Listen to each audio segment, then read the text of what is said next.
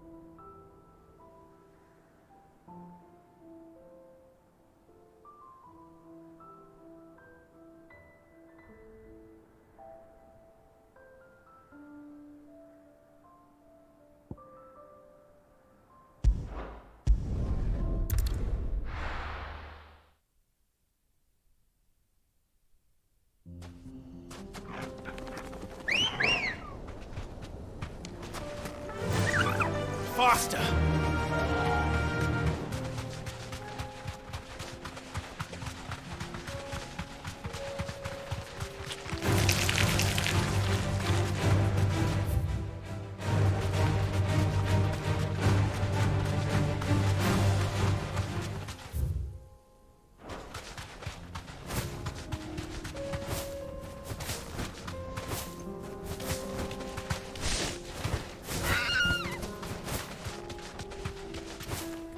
That'll do, girl.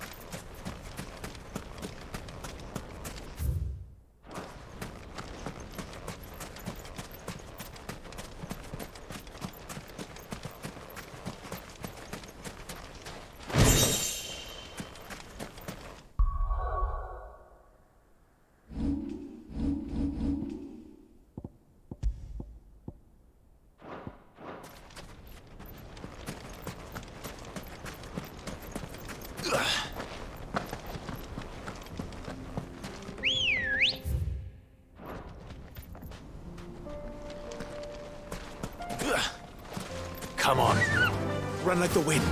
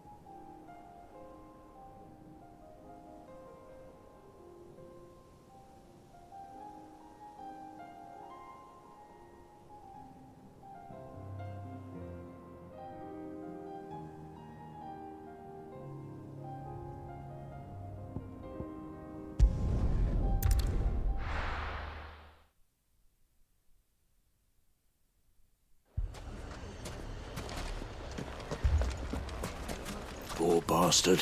Couldn't run because of the weight of his load. Still, better a branded than one of us.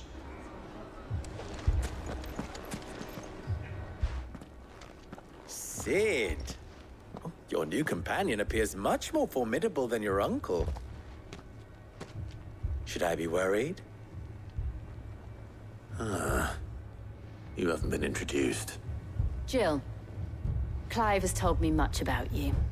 All lies, I'm sure. Your Stolas said that Dalimil has a bandit problem. Indeed. Although, you're a little late. They left with our food and guild days ago.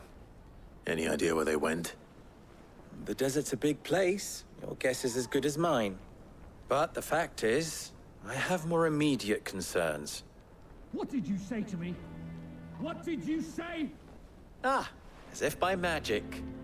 Let's just say we've yet to reach a consensus about how to solve Dalimil's little problem. And at this rate, it won't be the actions of the bandits which prove to be our undoing. It will be our own. Now, I've tried reasoning with the dissenting parties, but even the Desert Hare has limits. Perhaps we could talk to them. What makes you think they'll listen to us? What makes you think they won't? She makes a fair point, Cid. And you won't have wasted much of your precious time if you fail. They're just across the courtyard.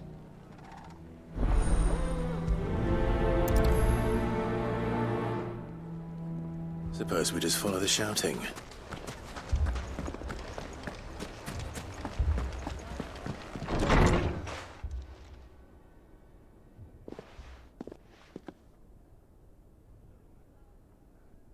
You wouldn't talk like that if it had been your men whose throats were slit. Blood for blood, it's the only way. We hire mercenaries and have them mount the bandits' heads on our walls as a lesson to the rest. And what happens when those mercenaries are slaughtered like your men? Are you going to hire more? We're better off using that coin to buy food and supplies. If we hire mercenaries, the only thing we're buying is the bandits' ire. And you cannot fill empty bellies with that. Do you hear me? But what happens when they come back? Maybe it'll be your throat that's slit. That's enough. Both of you. Any more of this and I'll throw you out myself. Come back when you're ready to talk like adults.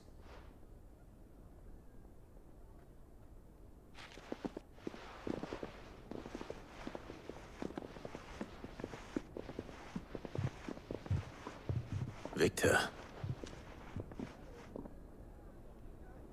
What's he doing here?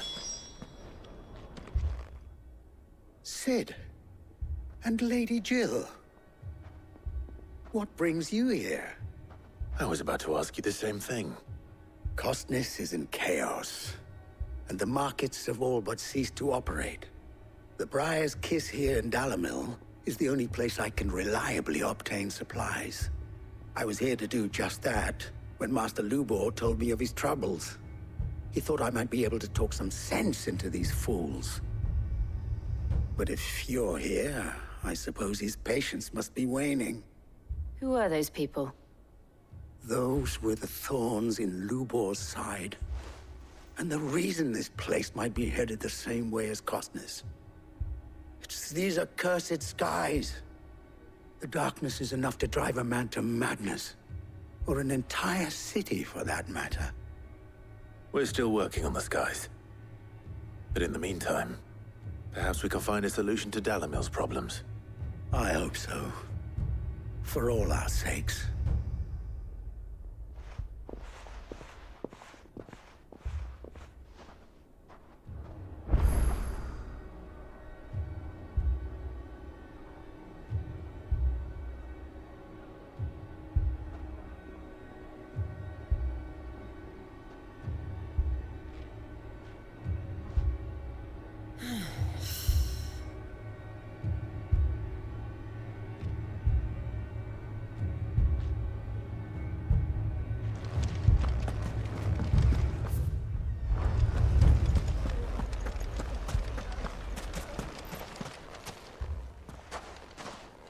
So, you see my predicament? What I saw was a room full of people who were angry and afraid. And with good reason by the sound of it. But if left to smolder, that anger and fear could set the entire town alight. My thoughts exactly. What to do? Both sides wish to protect their homes and livelihoods, if only they could agree on how. But as long as they are divided, we are vulnerable. And if there's one thing bandits like, it's an easy target. What would Sid the Outlaw suggest? Well, if it were my namesake, he'd let them choose for themselves, and be on hand to pick up the pieces when it all went wrong. That sounds like a recipe for disaster. A recipe for disaster is precisely what it is. But perhaps that realization would be enough to make them question the ingredients. While it's plain neither Conrad nor Natalie will countenance the other's proposal, it may still be possible to make them doubt their own before presenting them with a third option. And that would be? To pool our resources and save the city ourselves. Why fight each other? When all that fear and anger can be directed at the bandits. It appears we have a plan of action. Victor, pay Conrad a visit. See if you can't convince him of his folly.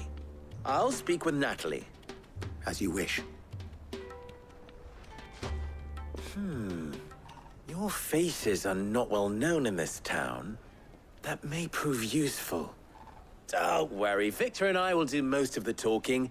You need only play along. Play along. What he means to say is yes.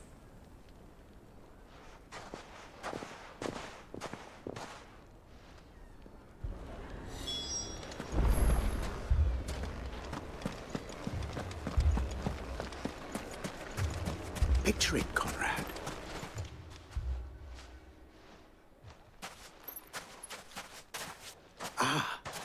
Here she is. The Lady of the Spear herself. Conrad, may I introduce you to Jane, commander of the Red Wings, the oldest mercenary guild in the Free Cities. A pleasure, my lady. The pleasure is all mine.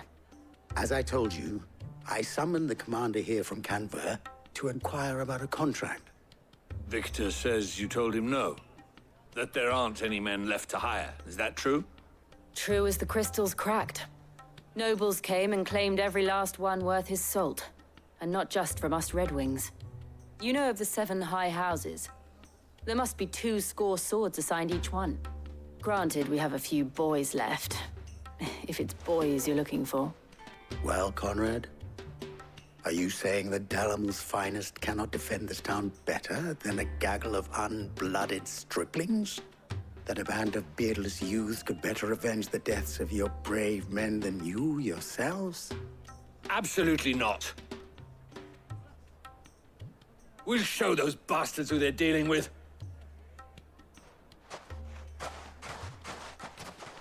I can't believe that actually worked. Conrad's not what you call the brightest candle in the crypt.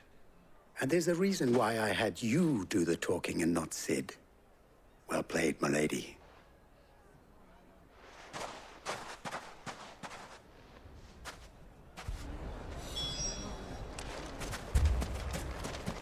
I wonder if Conrad has the right of it. We always called on sellswords and the men of the Rock to guard our gates before. We don't have enough blades to arm everyone. Not enough visitors.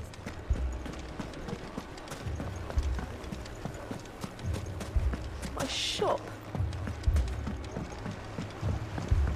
If I had my pickaxe, I would... I mean, it may still be possible to buy some. Ah, here he is now.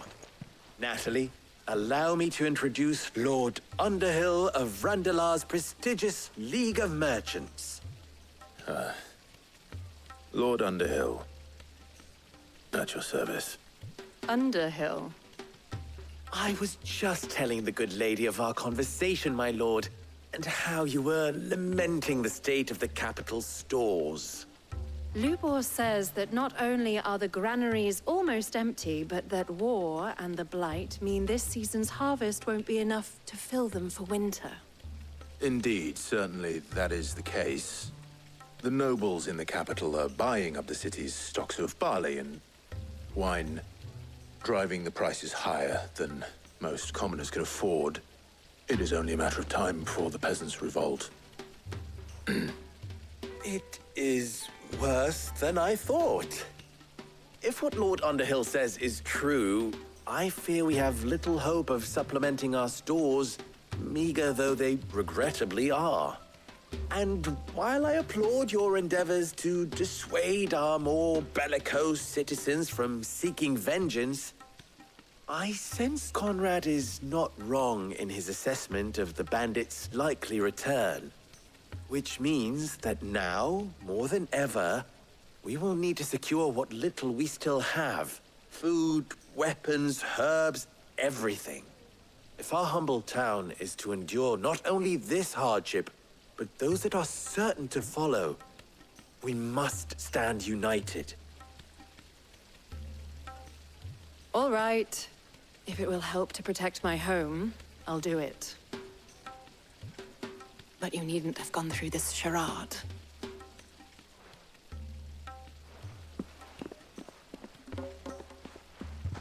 Thank you, Clive.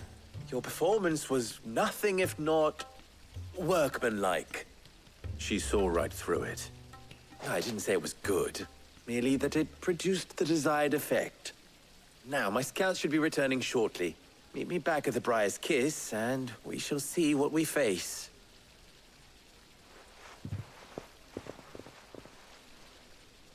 I'm not convinced our roles in this ruse were entirely necessary. It appears I have no choice but to do I don't know. all I can. Conrad seemed quite taken with you. But I would not see any unnecessary blood spilt. We need a plan.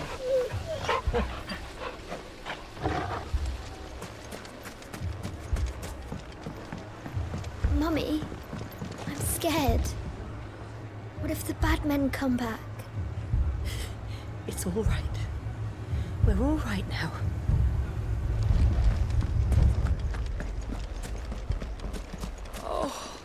I'm ruined. If you're wondering why Dalimil's in such a sorry state, you can blame the bandits.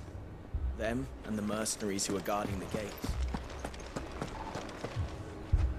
Good news, Sid.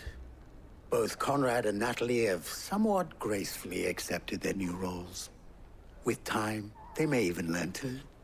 Time no longer appears to be the luxury it was before lunch. I take it your scouts found the bandits. Technically, it would be the bandits who found my scouts. It appears they march for Dalimil as we speak. All of them.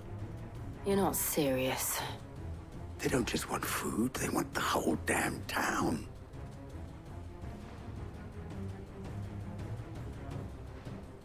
I have a favor to ask. I'm told the bandits march in two groups, one from the south and one from the desert, in a move doubtless intended to stretch our already gossamer-thin defenses. Very well. Jill and I will meet those from the desert. But what of the rest? The rest, my friend, the city shall fight. Together. The stakes, I concede, are high. But if this does not unite Dalimil, nothing will. That is a lot of faith to put into those who had their hands around each other's throats but a moment ago. Then it will be for us to see that their hands are kept occupied. And I do mean us. I thought you might say that. We'll hold them off for as long as we can. And we will do the same.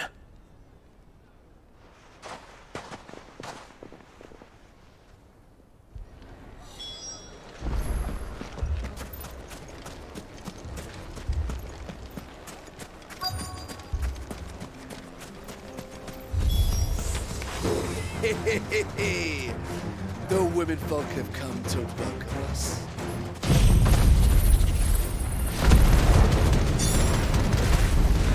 I'll take that one. He's all yours.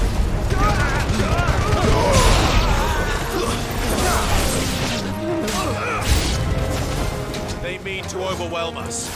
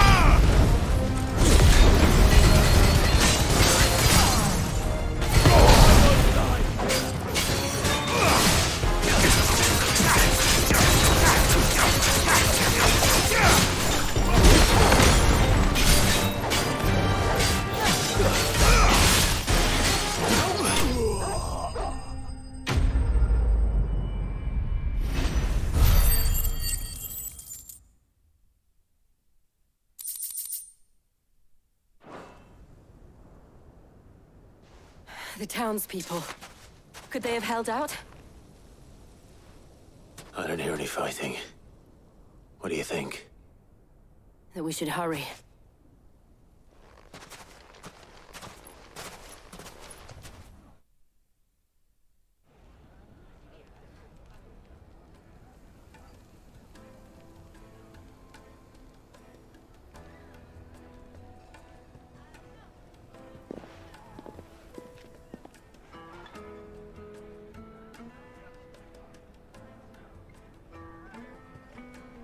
Natalie, I owe you an apology. You did well out there. The inn would have been lost had you not held the line. Without you, there would have been no line to hold. You saved us, Conrad. You saved Dalimil. We all saved Dalimil.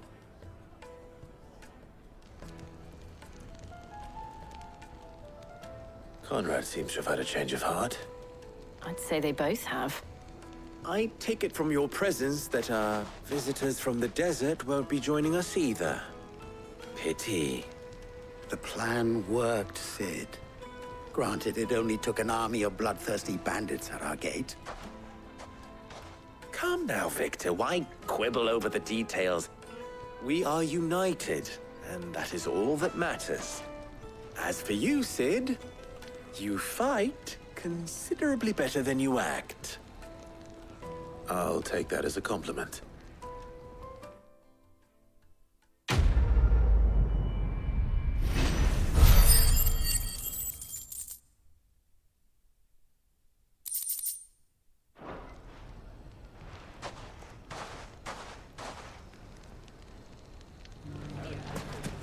So, where did you learn? The bandits may be no more, but look what they've left us.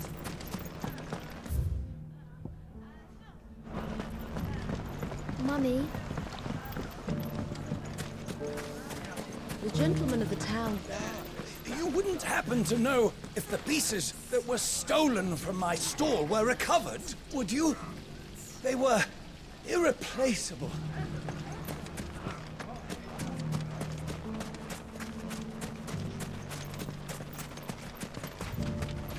Are you looking for something in particular? An excellent choice. We haven't seen the last of those bastards. But when they attack again, we'll be ready for them.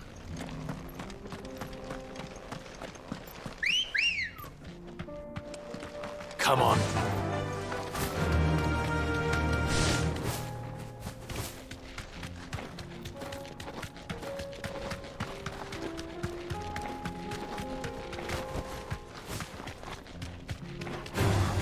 Time to fight.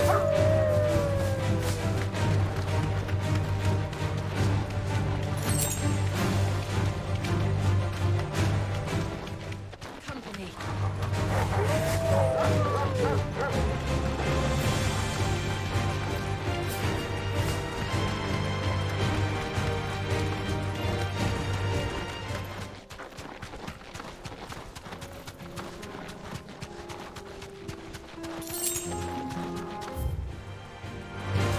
Don't get surrounded.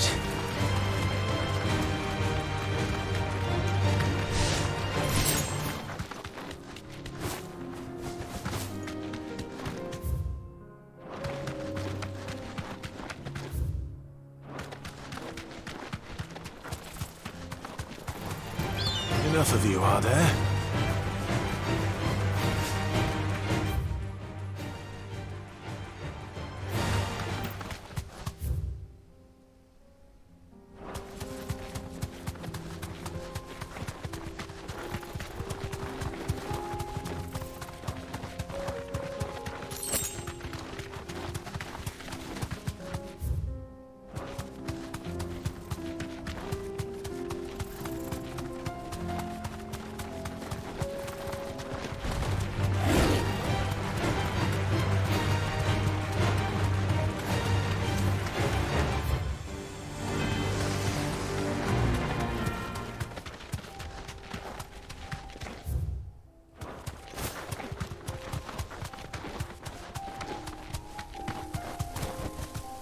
Straight home now.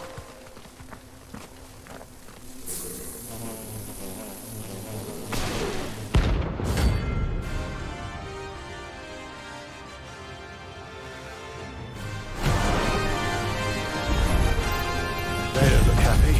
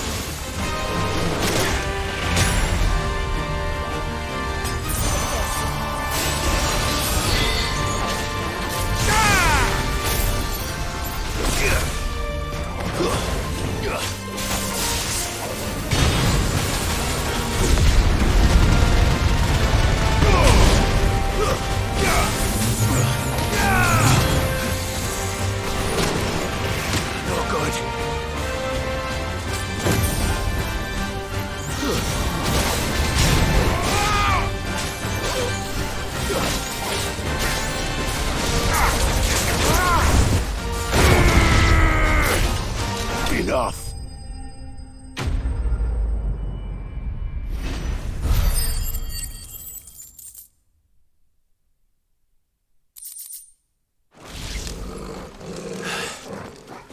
Peace at last. Fly, Ambrosia.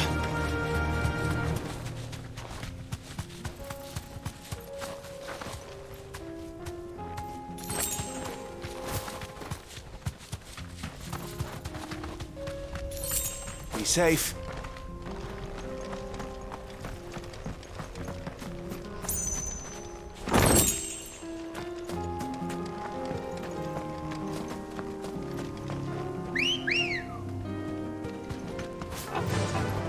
faster!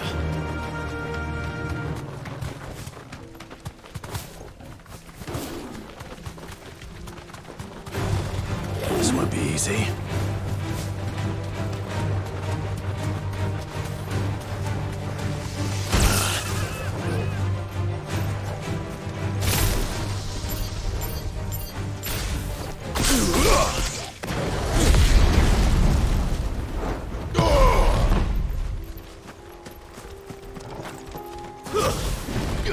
No holding back.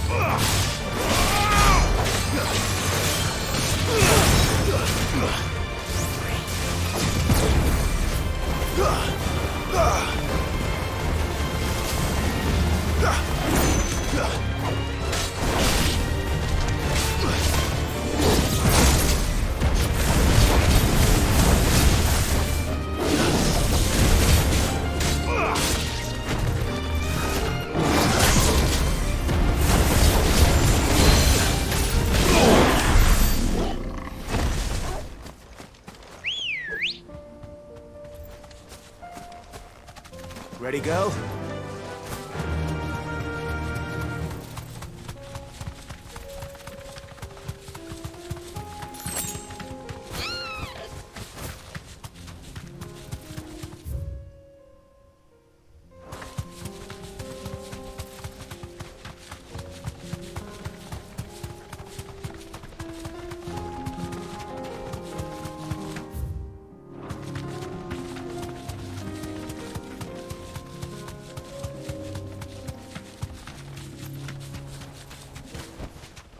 I can walk from here.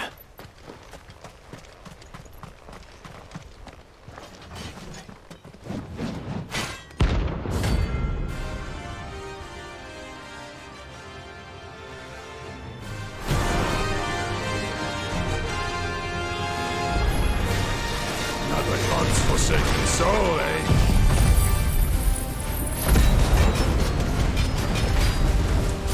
Only those who have nothing go empty your pockets.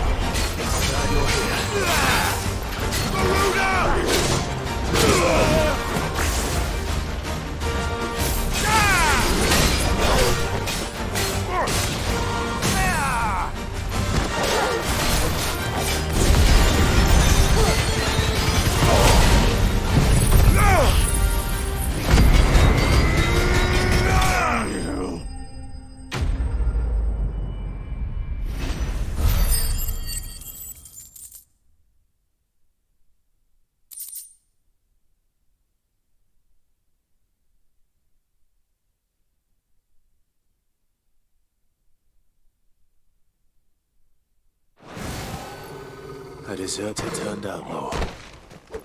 We were more similar than he knew.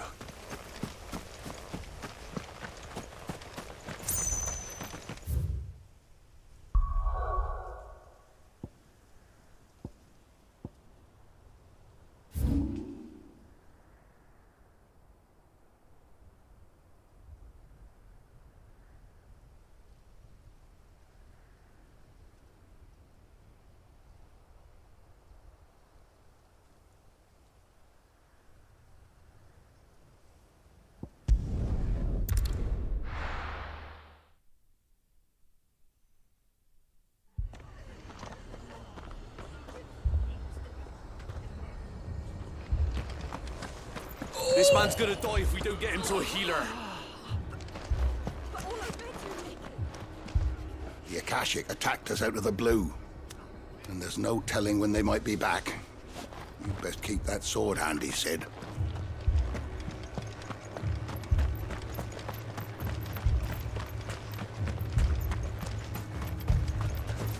Anything catch your eye?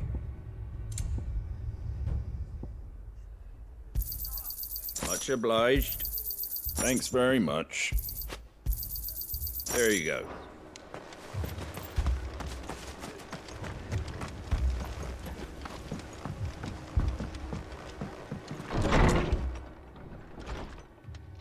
Martha, it's good to see you.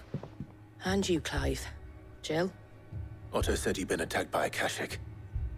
What exactly happened here? Those skies are what happened. Not long after they fell dark, we had our first visit. There were hundreds of them. Tried to storm the hill. Only a handful made it up here, but that was more than enough. The rest are still down there now. And while we have a few willing fighters holding them back, they're sorely outnumbered. What do you think, Clive? That we join the fight? I thought you'd never offer. Now, where I need you is the Fallen Gate. That's where the fighting is fiercest. Let the men know you've come to help. Something tells me they'll be pleased to see you. We're on our way.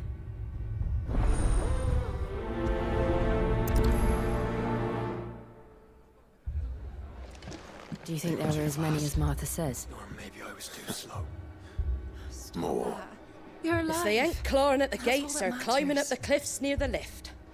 The lads are doing what they can to keep them out, but unlike the Akashic, they need sleep.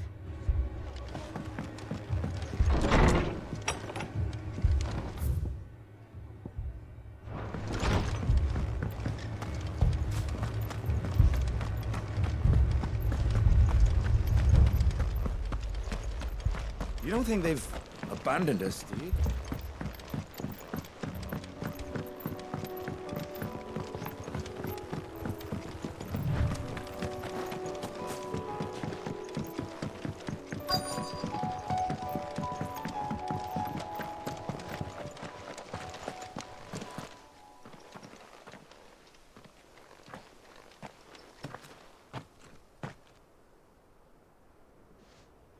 Clive, wounded.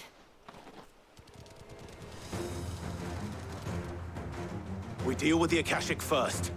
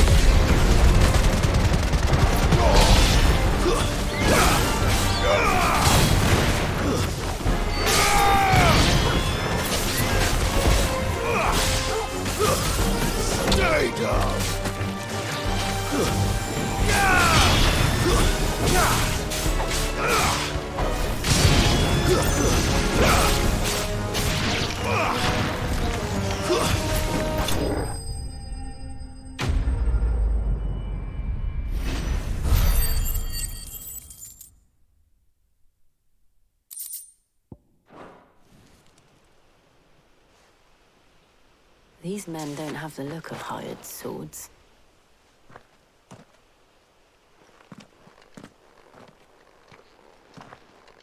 if you've come to rob this place. You are mistaken, my Lord Rosfield. We're here by Madame Martha's leave. How do you know my name? Forgive me, my lord. There wasn't time for introductions. We're with the Guardians of the Flame.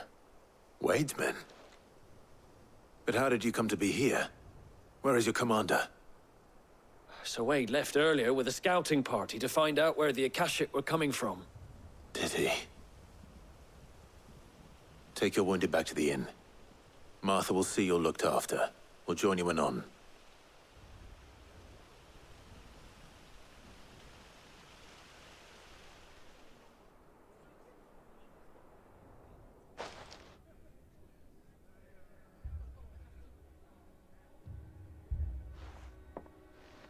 And to think you took them for thieves. A fine reward for holding off the horde, that is. When did Wade and his men arrive? Not long after Rosalith fell.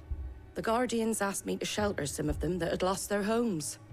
They were making ready to leave just as the skies turned, and we agreed it was best we stuck together. Martha! Trouble!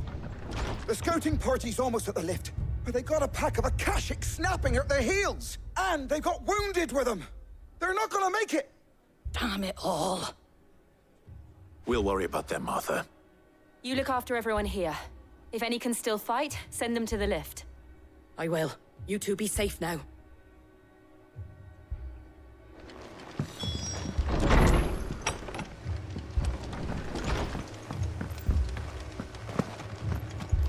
My brothers.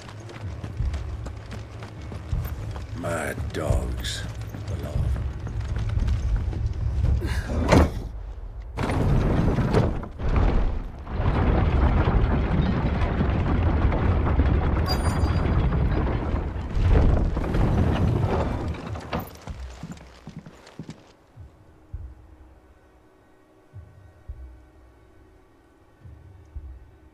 Squire, I need you to get those who can still walk up the lift to Martha's. But what about... I didn't ask, Oscar. Sir.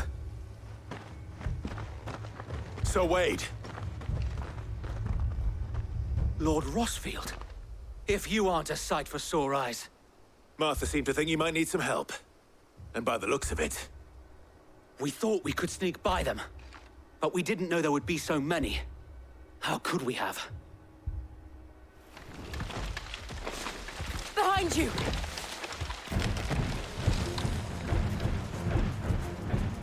Damn it! We need to get the injured to safety. Do you think we can hold them off? We can certainly try. Are you with us, Sir Wade? Always. Then let's do our duty.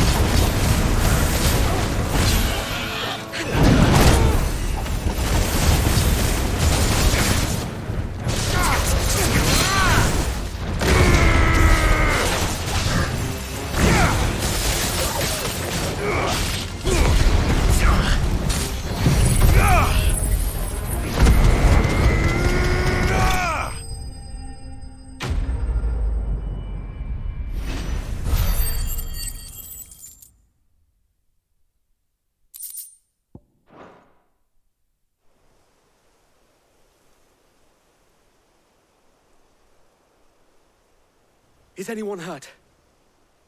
I don't think so. And yet again, you've pulled me from the flames.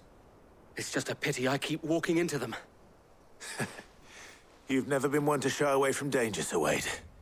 Like any shield worthy of the name. I see you're all in one piece. Martha! Is something wrong? The lookout saw smoke coming from down Eastpool way. Too thick to be a hearth.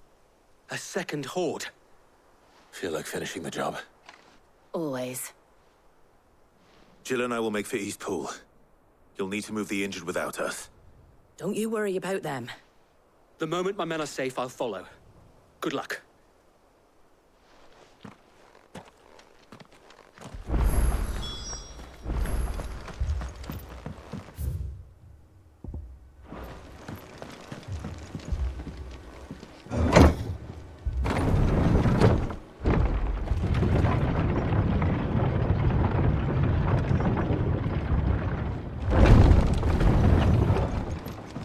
Mad dogs. My brothers. This man's gonna die if we don't get him to a healer.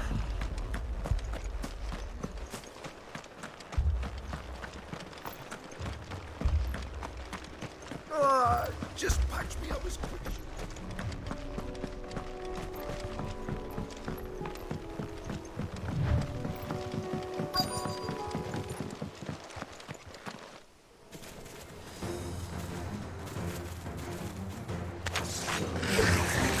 They're headed for the rest. We have to slow them down.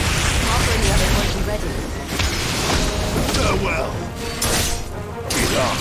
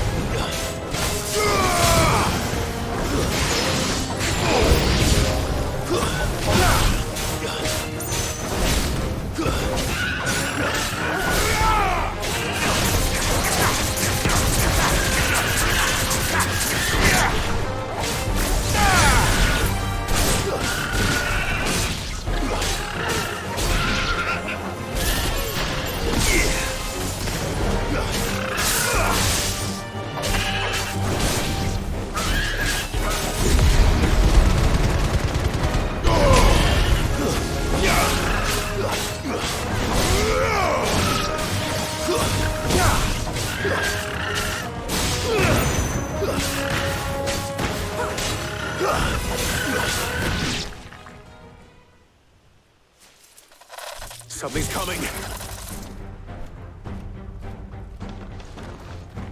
Apologies, my lord. Did I miss anything? Only the first round, Sir Wade. Shall we?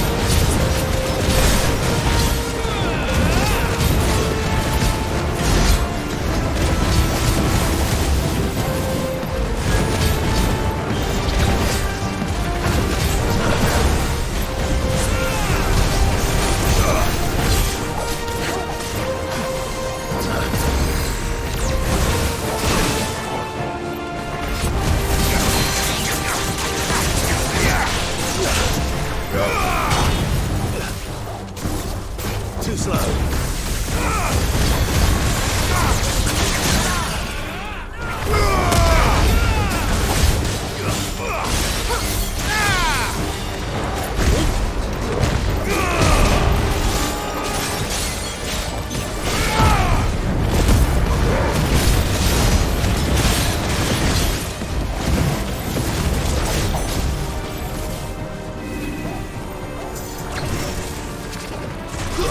Yeah!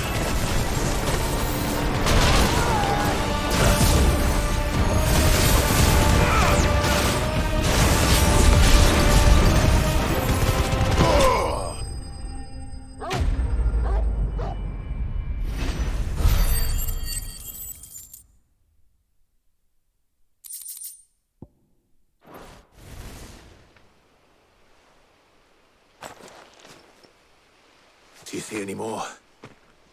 No. I think that was the last of them. But it won't be long before the next lot arrive. Then we make for Martha's while we can.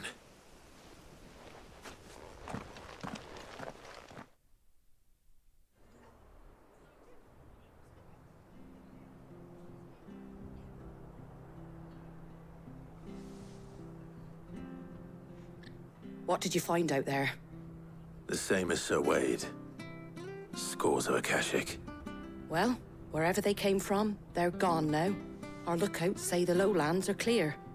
Hopefully we'll have enough time to lick our wounds. How many of your men were injured? A damn sight less than if you hadn't turned up. Thank you. It was a hard-fought victory. But as long as the skies remain dark, I fear the Akashic's numbers are only going to rise. It's not a matter of if the Horde will be back, but when. And whether that's sooner or later, we'll need to be ready.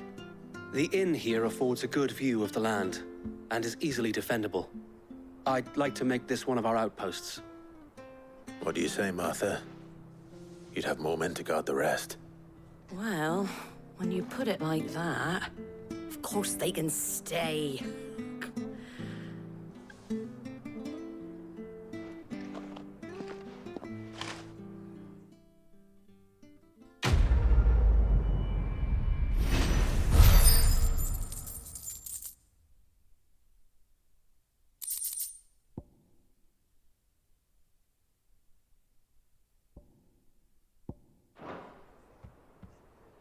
My lord, there's someone I'd like you to meet. Oscar, over here.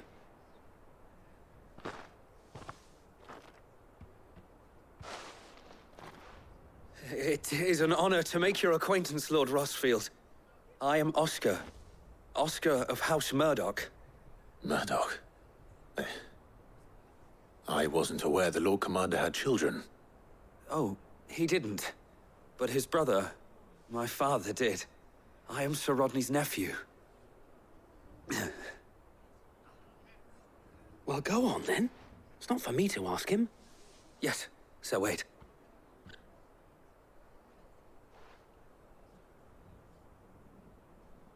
If it please you, my Lord Marquis, might you take me as your squire?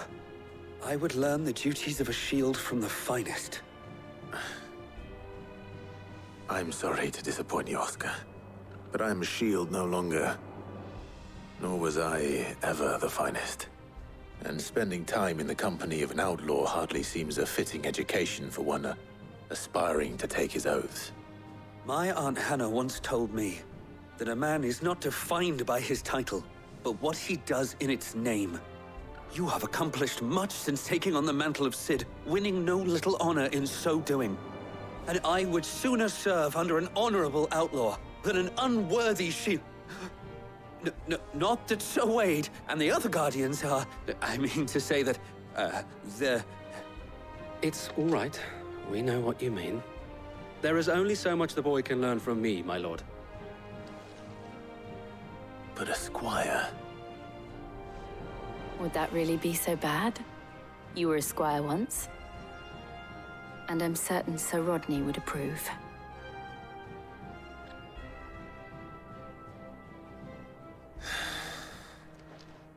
Know that I'll show you as much leniency as your uncle showed me.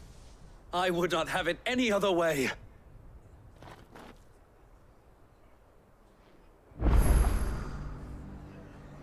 I will not let you down, Lord Rosfield. You, or my uncle. We shall be staying here for the time being, and not just for the ale. I'll have one of my men escort Oscar to Benimir once he's said his farewells.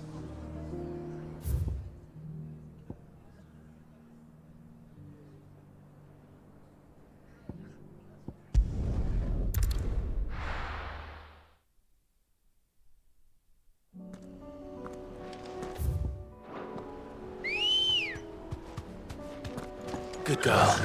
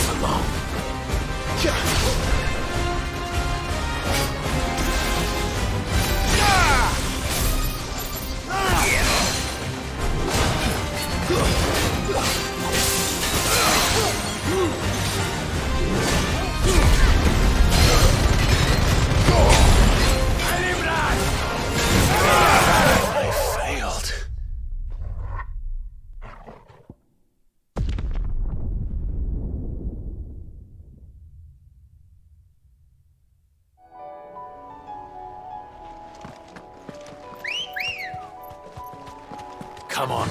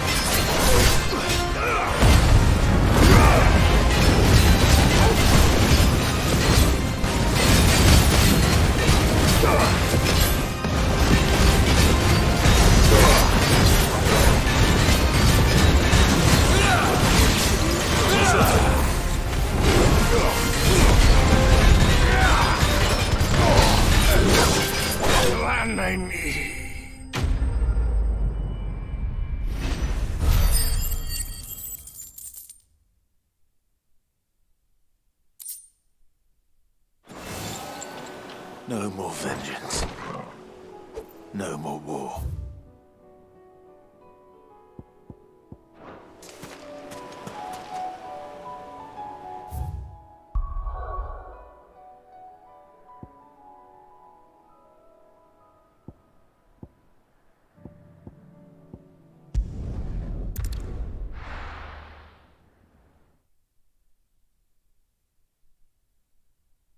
First we find Isabel.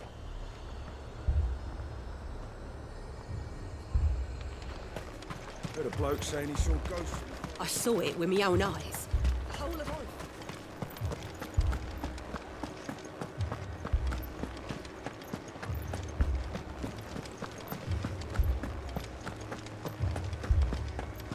I can't do it.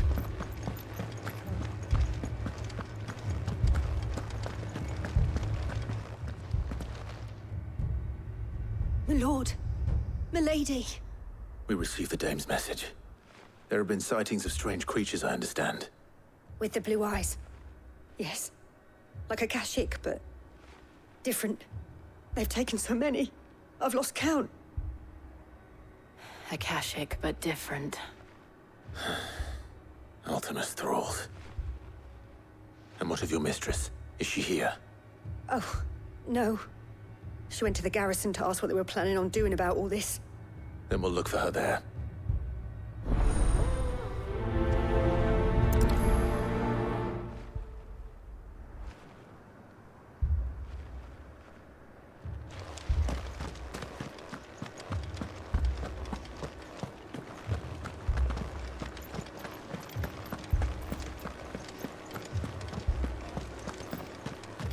Four left for more on the captain's orders.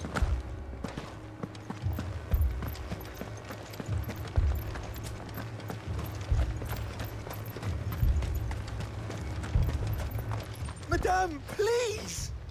Half the garrison's been slaughtered by those things. We lost the captain this very morning. We've tried requesting reinforcements, but there's been no word from the capital or the Dominion in days! What more would you have us do? I would have you do your duty. Those at the Vale look to me for protection. And protect them I shall. Because they are my charges, and that is my duty. In case you have forgotten, the people of this town are your charges. But more than that, they are your people. Your sisters, your brothers, your lovers. So you have a choice. Lay down your sword and watch as they are slaughtered, or take it up and do what is right. She speaks the truth, you know. This here, it's all we have. It's all that's left. What we have left is our lives! Do you really want us to lose them as well? Not if we don't have to. Look, there's a cask under the captain's bunk. Let's talk about this over a drink, eh? I'm listening. I'll have a word with him.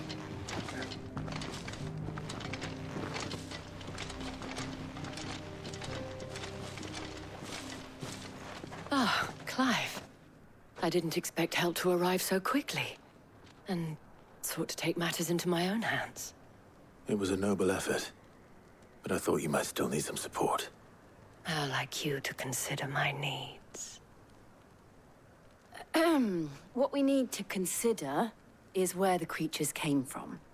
The way the survivors speak of them, one would think they appeared out of thin air. And perhaps they did. It's hard to know what to believe these days. We'll talk to the survivors.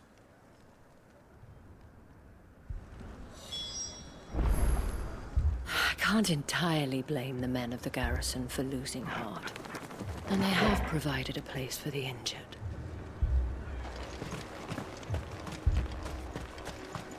That thing? Did you see the creatures that attacked you? Creatures?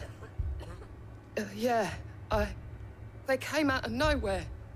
They went for Joseph first, then me, and then they were just gone. Do you remember where you were? On the road from Oriflamme. We just passed Moor when... Where's my Joseph? It's all right. Just rest now.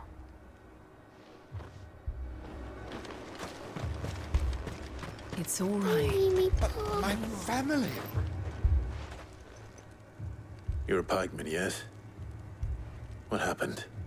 I've got family in Moor. I heard the flood was spreading, so I went to see if they were all right. And a pack of them glowing things found me in the meadow. I ran for my life. I never did get to the village. Leave that to us. At least we have an idea of where the thralls might be now. We should head...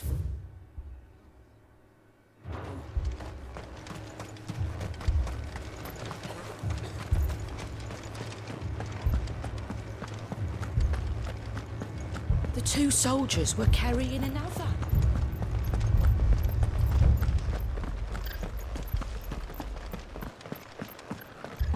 was all they could do to escape.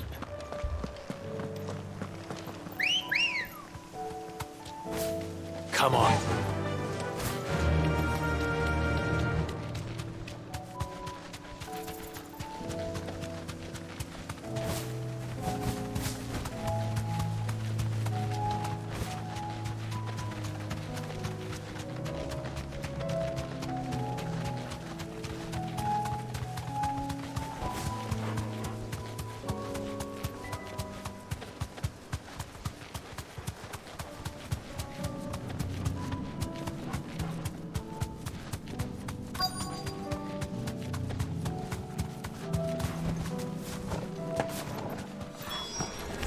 Clive, look. I see them. With me.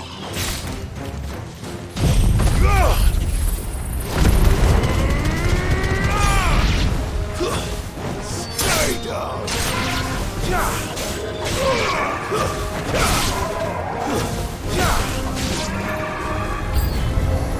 Should I prime? Save your strength. You're finished!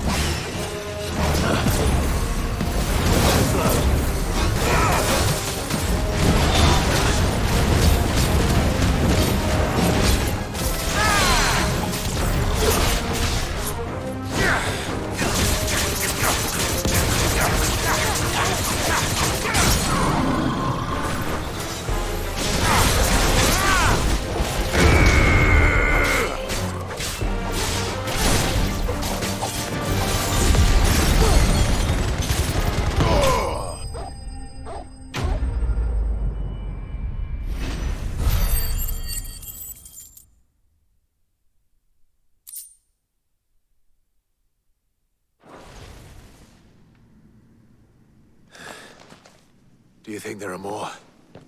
There are always more. But I'd say we've done what we can for the time being. Then we should let Isabel know.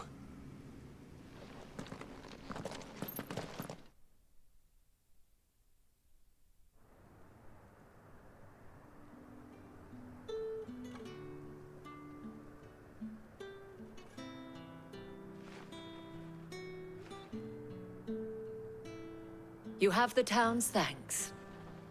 Don't thank us yet. There will be more. Many more. And you'll need to be ready for them. Oh, we shall. Isn't that right, Captain? Yes, milady. The garrison will be ready. Philippe here has convinced most of the men to remain at their posts. For now, at least. Hearing that the Dane would look kindly on any man who committed himself to the task certainly didn't hurt. It's not the most selfless of motives, I'll admit. But whatever it takes, eh? Now me, I never needed convincing. I became a soldier to protect the people I love. And the people I love include the one standing before me. Handsome and chivalrous. Now, if you don't mind, I have sentries to post. Milady.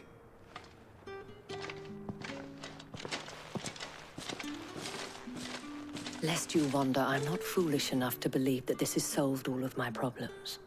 But it has solved one, and that's one fewer than I had this morning. Thank you again, Clive.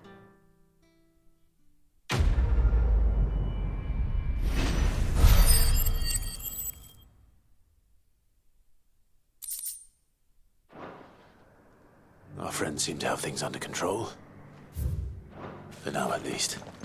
Let's go and put Otto's mind at rest. Get it, boy!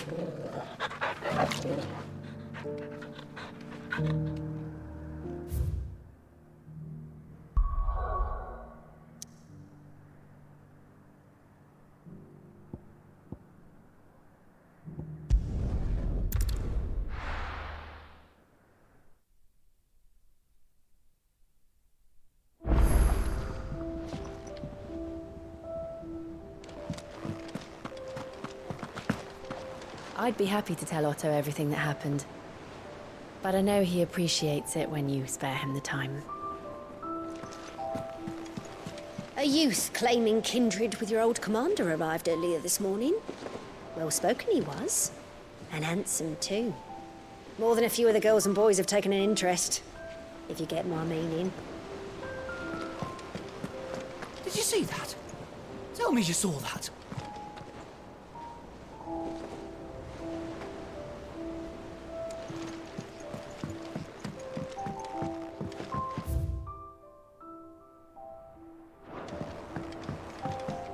We've sent Cursebreakers to Martha's Rest, Dalimil, and Northreach. Hopefully they can help maintain the peace. Or at least a semblance of it. Cole told us everything that happened. It's a bit of a worry that both the Republican and Imperial armies are in disarray. But it was good to hear that the people stood their ground. Was wondering when you'd turn up. Had owls from all our friends thanking you for your timely intervention. How is it you always manage to arrive at just the right moment? Luck, I suppose. Any word on the rest of the realm? Let's see. Storm's still crying out for Mother Crystals. The nations are still in chaos. And the skies are still the color of a kick in the kidneys 2 days on. So... Right. Clive, we knew this was going to happen. Well, not the bleeding skies part, but you take my point. Now's not the time to second-guess yourself. Now's the time to visit the infirmary. Talia says your brother's awake. Thank you, Otto.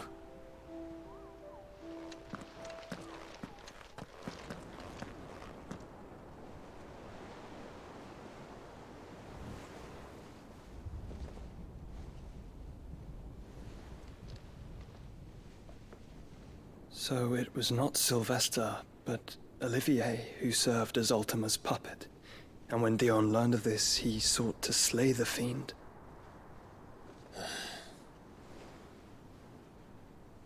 Only for his father to take the spear that would have freed him.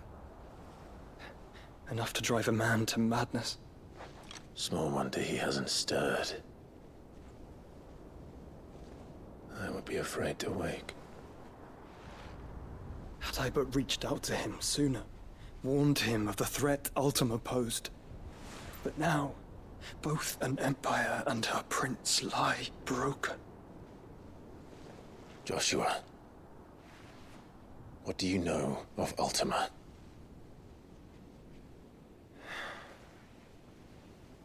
Very little, I'm afraid. Despite my best efforts. 18 years ago, as I lay buried beneath the rubble of Phoenix Gate, 'twas not death who came for me, but another. And it was while in my rescuer's care, I first heard of Ultima. I've been chasing his shadow ever since. Ultima is driven by some deep, dark purpose, and for whatever reason, it would seem you are crucial to his designs. He will stop at nothing to have you, even if that means toppling an empire. But why me? What possible use could I be to such a creature? That is one of many answers that have eluded me. Yet, I am certain of this. It is not mere chance. You were chosen for a reason.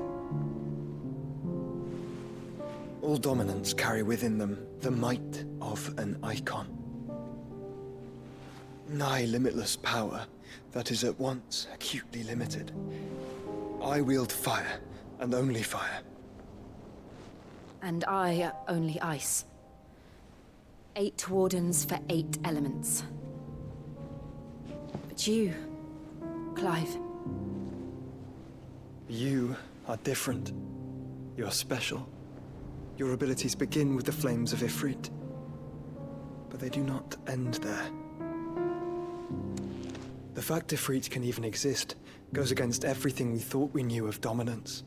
Perhaps Ultima has been waiting for one such as you, whose potential is truly limitless. I've encountered that thing several times now. If it or he, as you say, needs me, why hasn't he claimed me as he did the boy? Were I to hazard a guess, I'd say the two of you are somehow incompatible. His mind not properly attuned to your body. His mind? Mind, awareness, spirit, call it what you wish. But I believe Ultima to be an embodiment of the concept. This is why I struggle and fail to contain him here inside me. I'm sorry. Inside you? With every setting sun, I feel my strength wane. And though the Phoenix's flames mend the prison I have made for Ultima, they do so at a cost. We must find a means to bring an end to him before I meet my own. What were you thinking? It was that or let him take Clive. And I've always had a soft spot for my brother. But that doesn't mean you should sacrifice yourself to save me.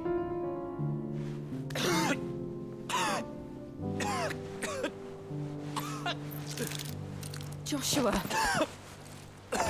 Clive! It's Gav! There's an army of Akashic at the gates of Canver.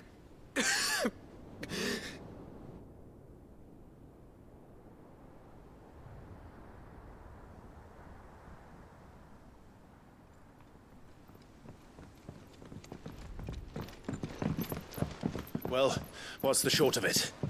I thought Tyr told you. The capital of the Free Cities is under siege by an army of monstrosities. The City Guard are doing their best to stem the tide, but numbers ain't on their side. What of Lord Byron and Mid? Were they able to escape? No, but they're all right for now. They're hiding with Gav at midship. We have to get them out of there. And we shall. Otto, prepare a Stolas. Tell Gav to stay exactly where he is. Understood. Vivian, what's the swiftest route to the Free Cities? That sounds like a question for the map. Look here. This road, through Tabor, should provide the least trouble. Good. What a coincidence. Tabor is exactly where I'm bound. Joshua, bed is where you should be bound. You don't think I told him the exact same thing? Were Tyr not such a talented healer, I would surely have been inclined to agree. But, thanks to her ministrations, I feel I may safely rejoin my attendant, who was to wait for me in Tabor if we became separated. All right, we travel together. Clive! If he stays close to me, he'll be fine. Thank you, brother. I'll look after him.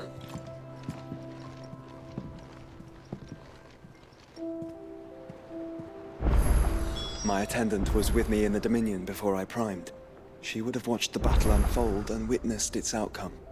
I trust you'll be waiting for me in Tabor, where I can finally introduce you. Taya's right. Your brother is in no condition to travel. That's all I'll say on the matter. It's Mid, Gav, and your uncle we should be thinking about now. Clive. And how could it not? But are we any better?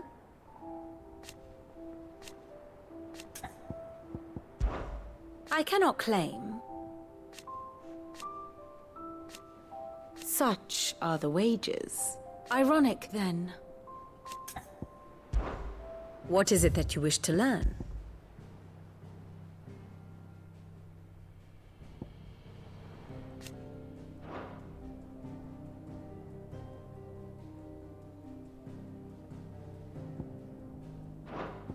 Here you are.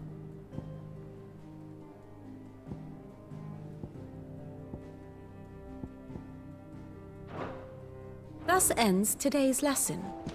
You know how I feel about this. But your brother's stubbornness knows no bounds. I'm starting to think it runs in the family.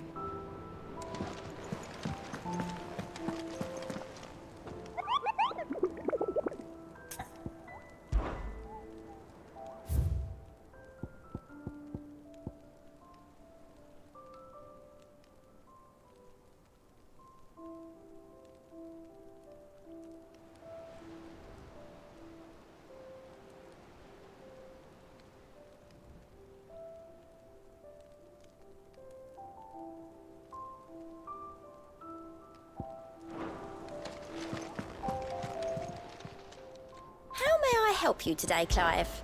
Your benefactors are a generous lot.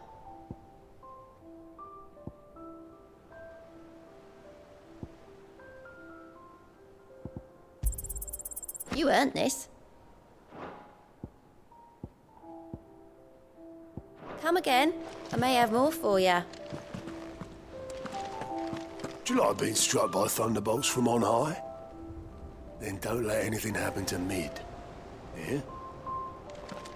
Cole told us everything that happened. It's a bit of a worry that both the Republican and Imperial...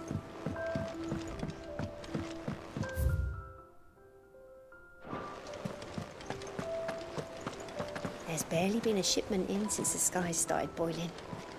A few more days.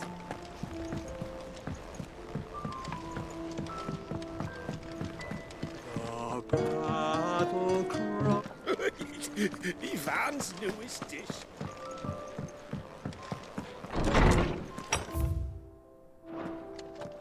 Is a storm coming, Sid?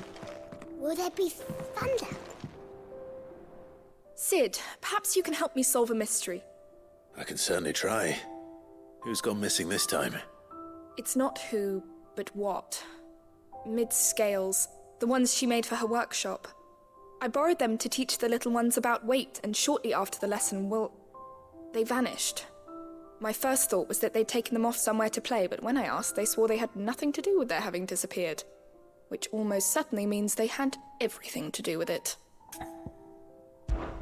Perhaps a visit from Sid will jog their memories. I think it just might. Thank you. I don't like to imagine that my pupils would lie to me. But if they have, I'll have no choice but to discipline them accordingly. They were in the atrium when I last saw them, as always.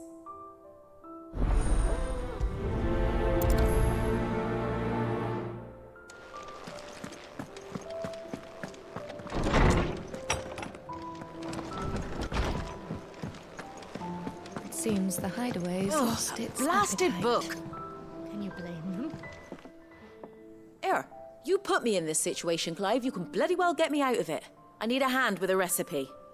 Are you sure it's me you're looking for? I'm not much of a cook. I'm all the cook will be needing, thank you very much. What I want from you is a little of your time, all right? Oh, and perhaps your sword. You remember Ivan's stew, right? Well, despite the look of the thing, and that awful stench, people wolf it down. So I thought I'd try making one of these supposed masterpieces myself. Had a peek at the book and gave it a go, but well... It wasn't as straightforward as you'd hoped. Yvonne had the same problem. Yeah, but this is my blooming kitchen, and I will not be outdone. So if you don't want to be seen as playing favourites, I suggest you lend me a hand. I've never been one to play favourites, Molly. And I would be only too happy to lend you a hand. So, what's on the menu this time? A fried mortress of skyworm. That's one heck of a name, innit? Recipe seemed easy enough to an old hand like myself. Thought I'd followed it to a T. Only, turns out skyworm livers and drake's mint are not what I thought they were. At least I hope they're not, given the rancid mess they made. Yvonne said the recipes in the culinary pilgrimage date back centuries.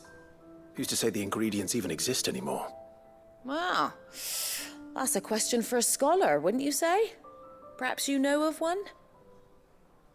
Kindly old fella who haunts the shelves, maybe?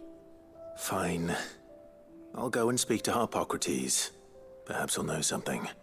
And if he does, I'll see if I can find your ingredients for you. You do that. Lest we forget, you've got a reputation to uphold.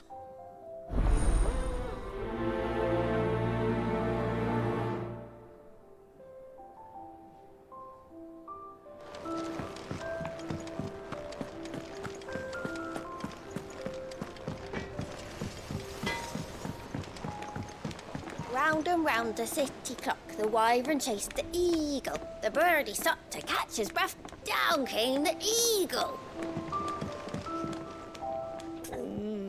What am I gonna do?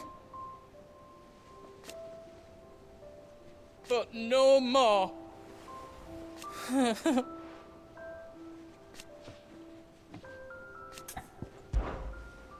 Is everything all right, Goots? You seem more discomposed than usual. Oh, I don't know what that means, but I'm in a bit of a muddle. Oh, I think Nan might be in trouble, and she's... It's all right. You can tell me.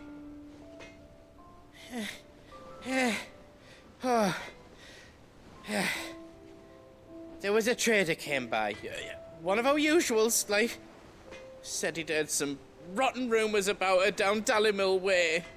Folk are saying she's been selling to bandits and cutthroats and that. I mean, she's fond of a chance to make a coin or two, aye, but she'd never do business with baddies. Especially not the kind who go hurting people who haven't done out. I wanted to ask her about it myself, but I'm scared she'll give us a tongue lashing. She'd never give your tongue a lashing, though, would she? Don't worry. I'll speak to her. Oh, thanks, Clive. You'll let me know what she says, won't you? Of course. I'm sure it's all just a misunderstanding.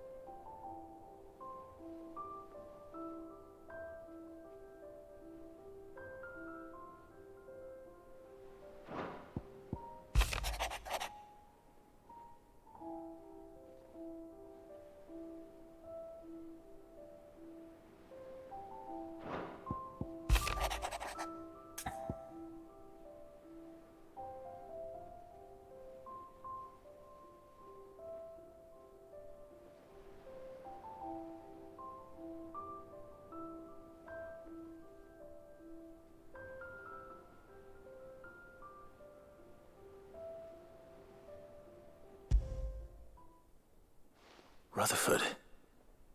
Wasn't that the name of my uncle's manservant? Where would he be at Martha's Rest?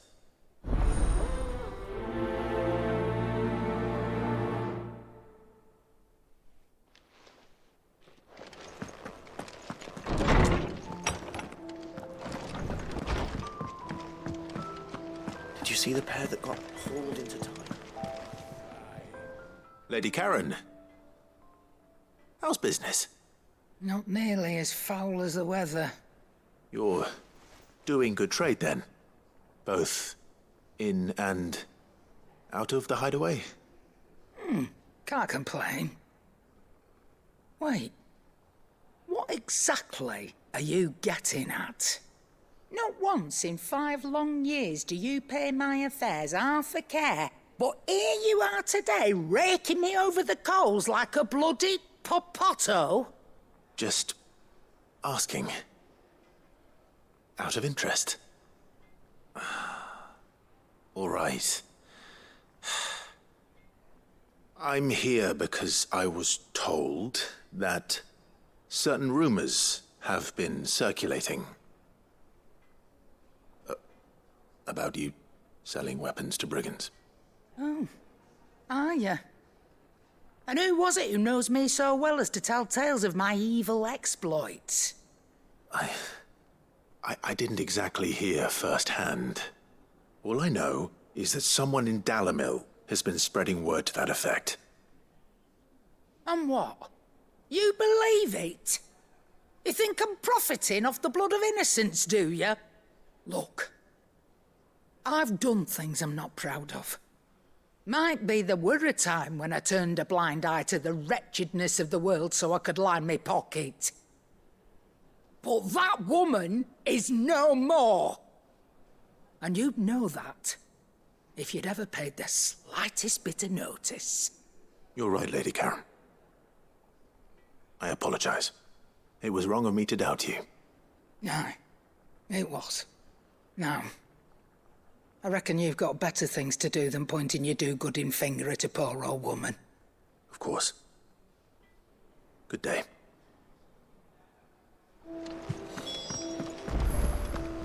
It seems the hideaway is lost.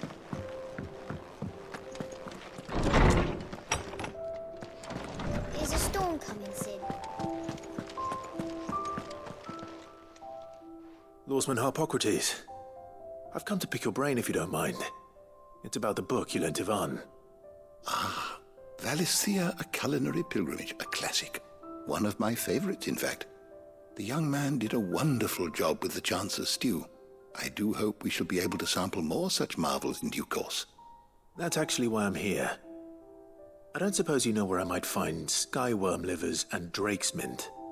Ah, so the fabled Sanbrequois delicacy is next on the menu. Delightful.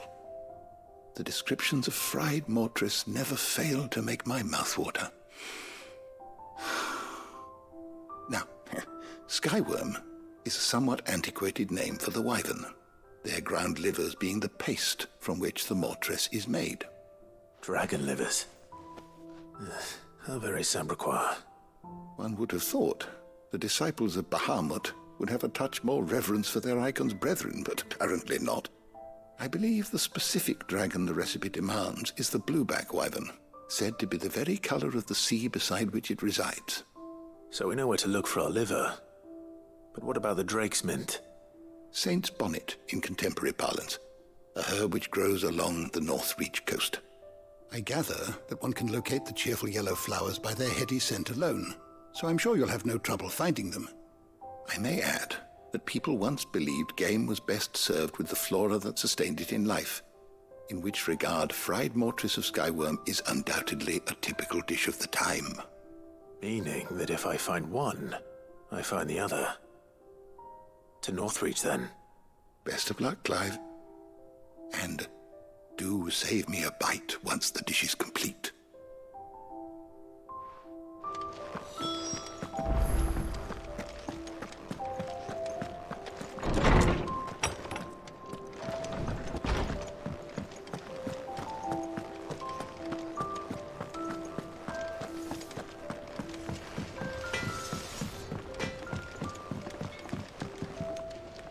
I spoke with Lady Karen.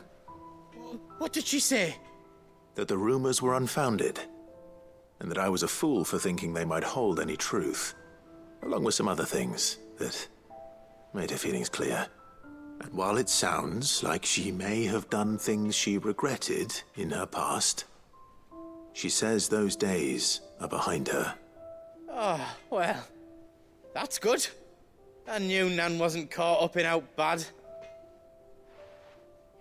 But why would people say she was?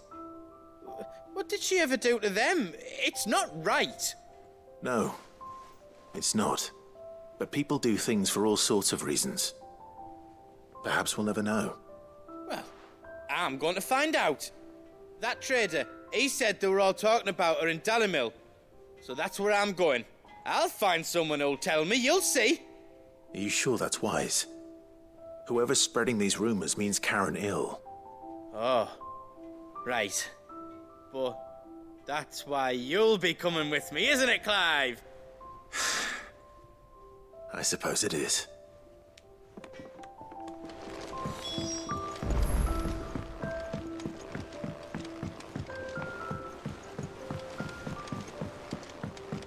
I heard the Emperor was impaled on his own son's spear. Never. Dion the Bold. Kinslayer.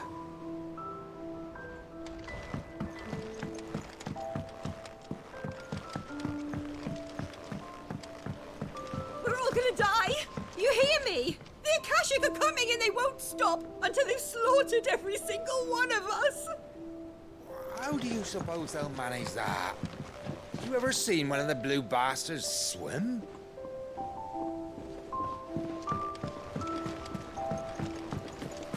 What do you reckon we should do? I say we should just tell Miss Shirley.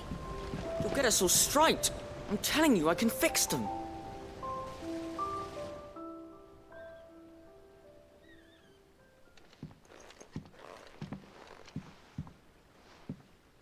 Cid!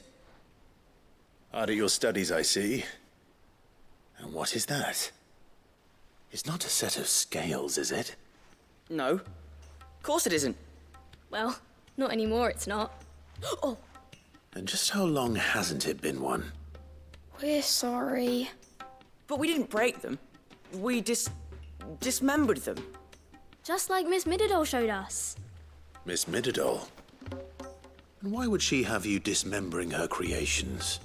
Because that's the only way to become a ninja-neer. Miss Mididol said, the best way to see how something works is to take it apart and put it back together again. Well, then your work is already half done. Carry on. About that.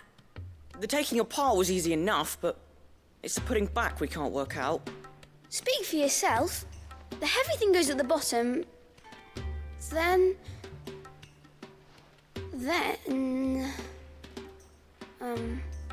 You three need to learn to take responsibility for your actions. So let's have a look at these parts with fresh eyes, shall we?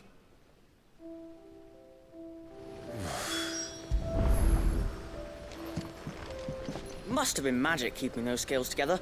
It's the only explanation. All right. Everything here was once part of Miss Mididol's scales. Every piece has its own role to play, and each is just as important as the others. If even one of them is missing, the scales won't work. So let's think about what those roles might be. You already know one of the pieces. The body. Its role is to support everything else. But what of the others?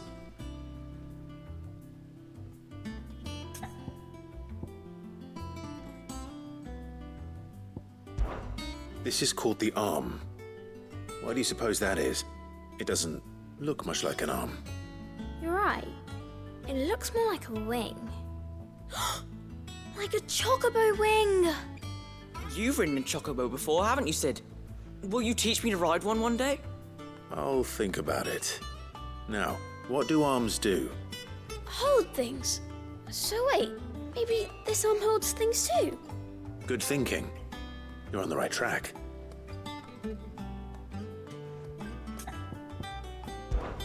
These round parts are called the pans. You all know what a pan is, don't you? I do. Molly uses them in the kitchens to fry bangers.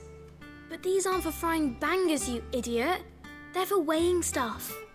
But what if I wanted to weigh Goots? I don't think he'd fit on that little thing. Probably not. What are the chains for?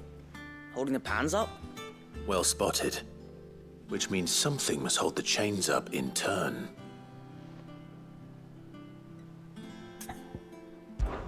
This tiny piece is what's called a cogwheel, or gear.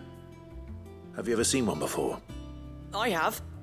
Miss Middledale's dungeon is full of them. Most are on the floor. She puts them in all her inventions. They spin round and round and round and round and... That's right. They're very useful when you want to make things move. Do you remember if there was anything on the scales that moved? I remember the arm moved when I tried weighing an apple. And then somebody ate it. Not my fault. You shouldn't have tried weighing it before lunch. You know what part's supposed to move and how it's supposed to move. So, let's put the pieces together first, see what doesn't move, and then stick the cogwheel to that. Not a bad idea. You see? It's not so difficult. So, now that we've taken stock of the parts and learned what they do, what do you think? I think we've got it. Then here's what we'll do. You tell me what goes where, and I'll put the scales together. Well, obviously you need to start with the body. All the other pieces fit onto it, don't they? And the arms go on the body, just like real arms. Or wings, if you're a chocobo. And then the arms hold the pans by the chains. Very good. Let's see if that works. There. All finished.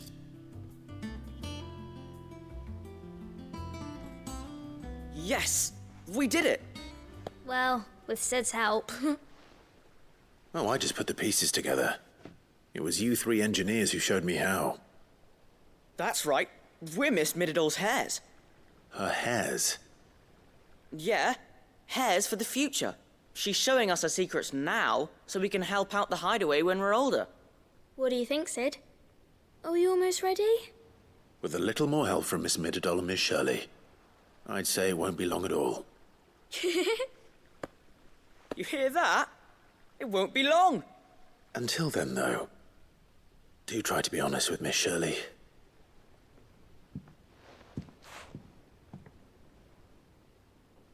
Hey, look! We never used the cogwheel. You don't think Sid forgot about it, do you?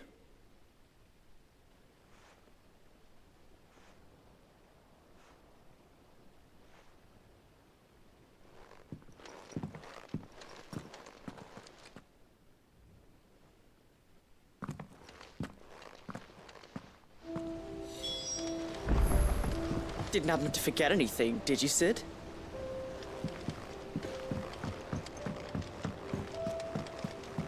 We're all gonna die! You hear me?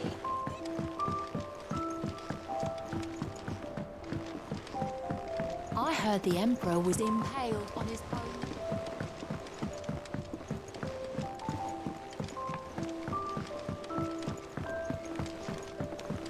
Round and round the city clock, the wyvern chased the eagle. The birdie stopped to catch his breath. Down came the eagle.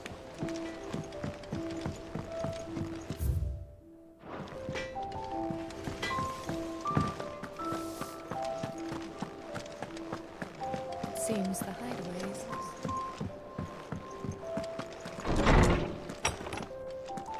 Is a storm coming, Sid? Will there be... Well, did you solve the mystery? It was as you thought. The children had the scales, or the parts of them at least. They dismantled them to see how they worked. Oh, no, Mid will have my head. Thankfully she won't. This might even have been her idea.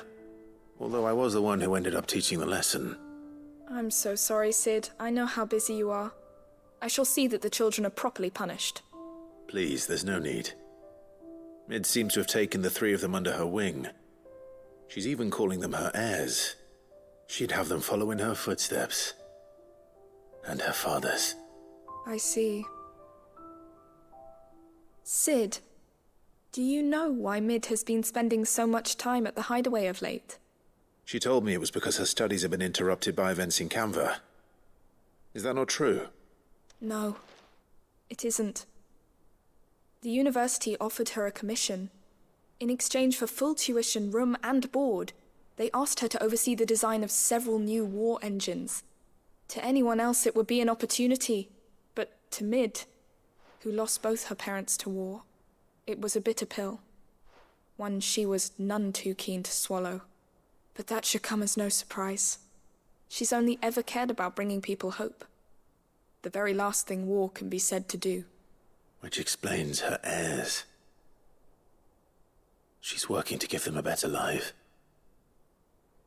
And so should I. What's the odd engineering lesson? Oh, you've given them far more than that. And I'm sure they're very grateful.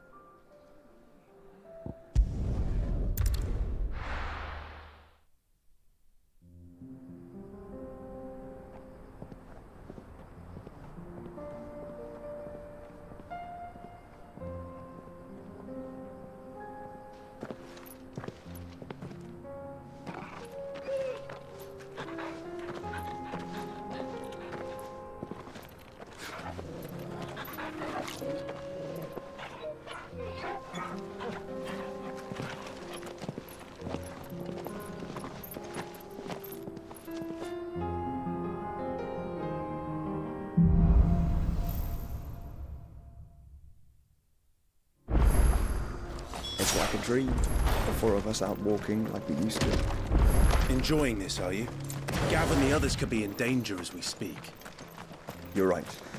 I'm sorry. Yote is a fine scout. If Canva was attacked, she will already have begun gathering information. Tabor isn't far. We should pick up the pace.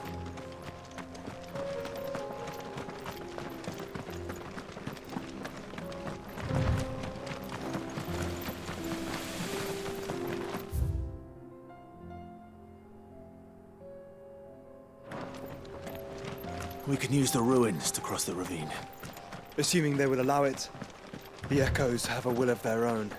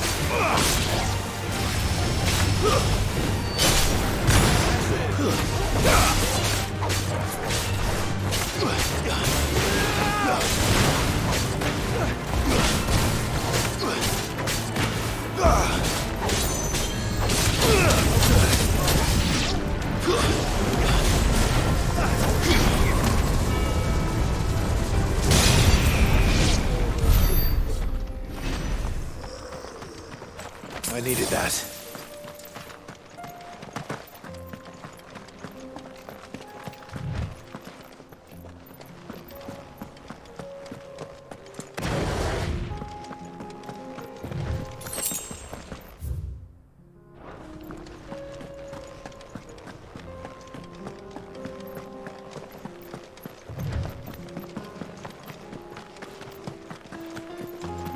Tell us about Yote, Joshua. She's strong-willed, loyal, and deadly.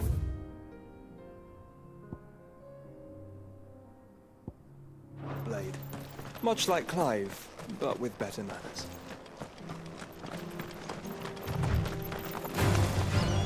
Very well.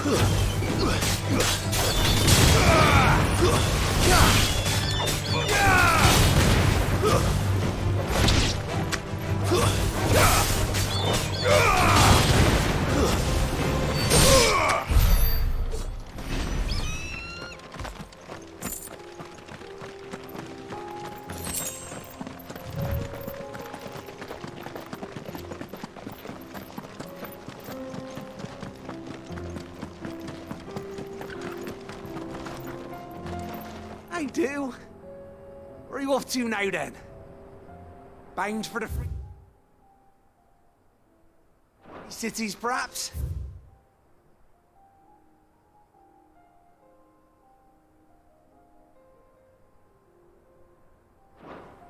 Oh, no need to say if you'd rather not.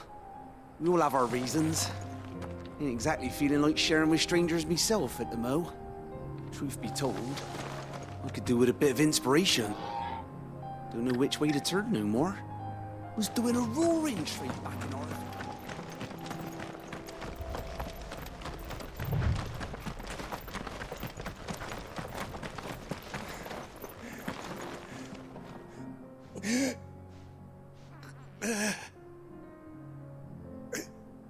You're injured. What happened here? Where are your comrades? Ether flood. Up ahead. It swallowed our camp while we slept. My own men did this. Turned every last one of them. There's a village not far from here. Tabor. The people were kind to us. It's only a matter of time before they won't stand a chance.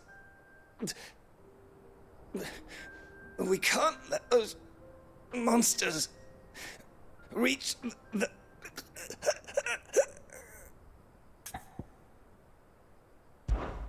I'll go. You catch your breath. Thank you. encampment is up ahead. Just off the track. They must not reach Tabor. Forgive me, Lord Kupka. Rest well, soldier.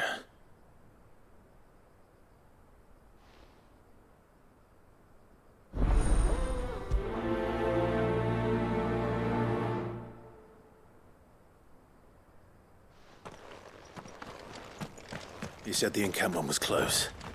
Let's hope the Akashic are still there.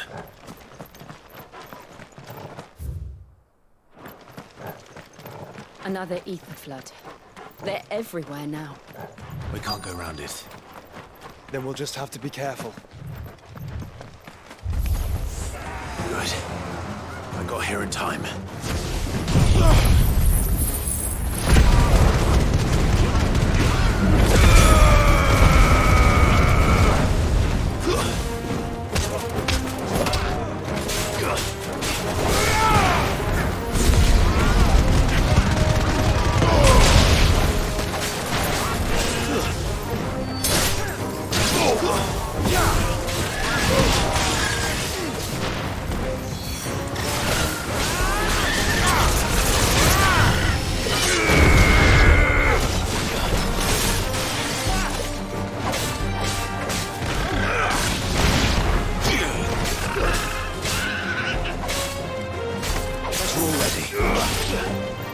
Help me, boy.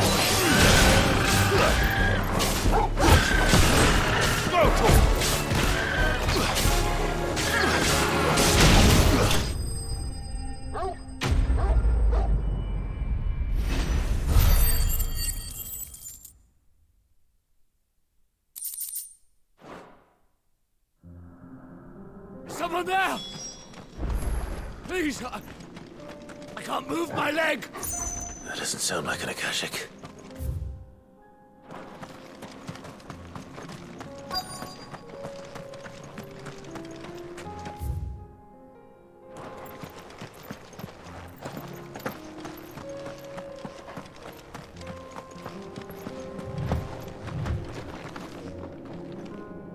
You're with the battalion?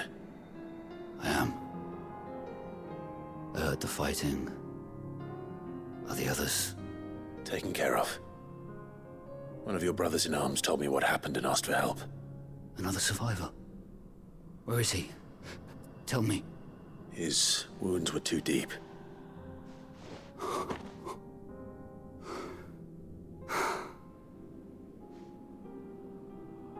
He was right to send you. Those things you slew are no longer my brothers. Tabor is safe thanks to you. Here, you've earned it.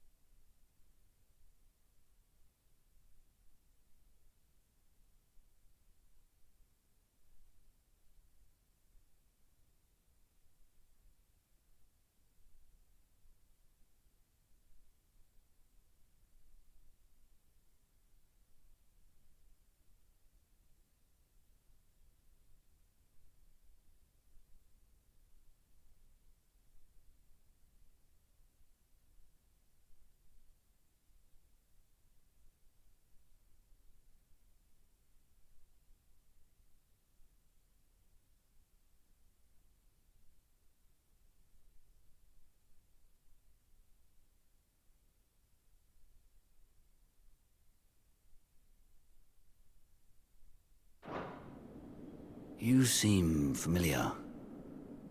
Have we met? You must have me confused with someone else. Wait. That scar. Son of a whore. You're Cid. I was there, in Cosnis, when you killed my brothers. I was there in Rosalith, when you killed my commander! My war with Hugo Kupka is over. I bear no ill will toward those who followed him. And what of my ill will? Draw your steel. Lord Kupka shall be avenged!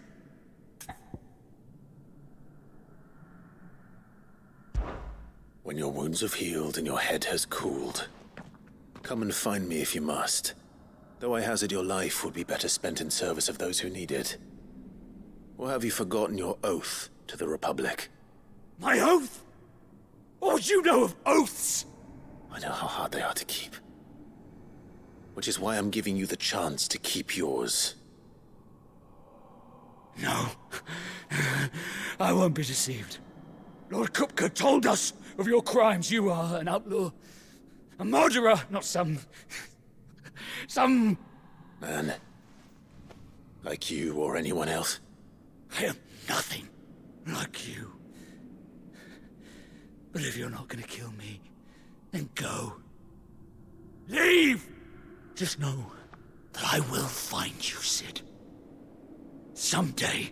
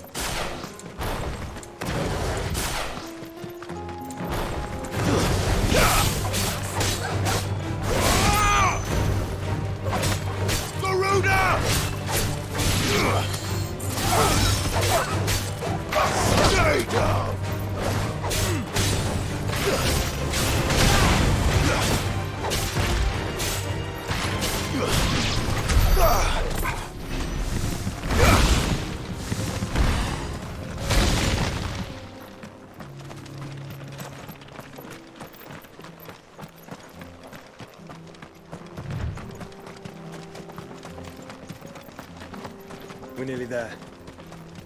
Have you been to Tabor before? There are a few places I haven't. Welcome, travelers. We don't get many visitors here in Tabor.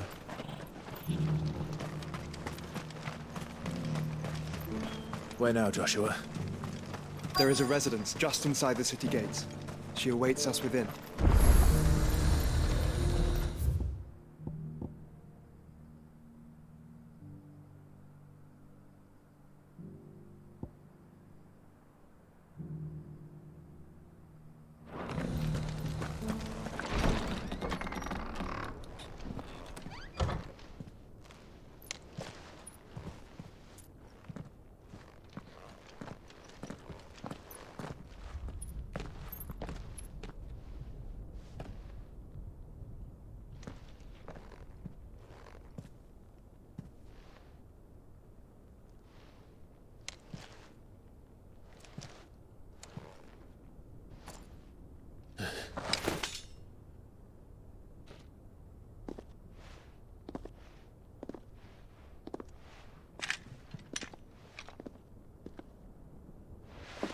My Lord Marquis, it is an honor.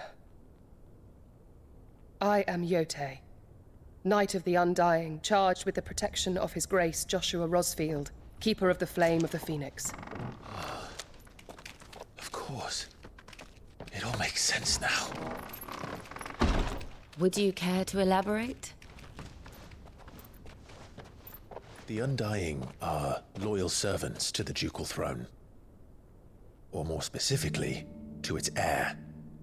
They have served our family for generations, albeit from the shadows.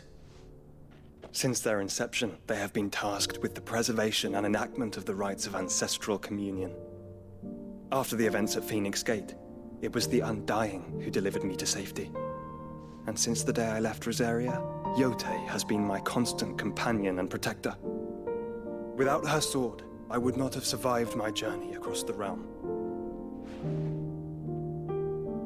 Rise, Lady Yotei.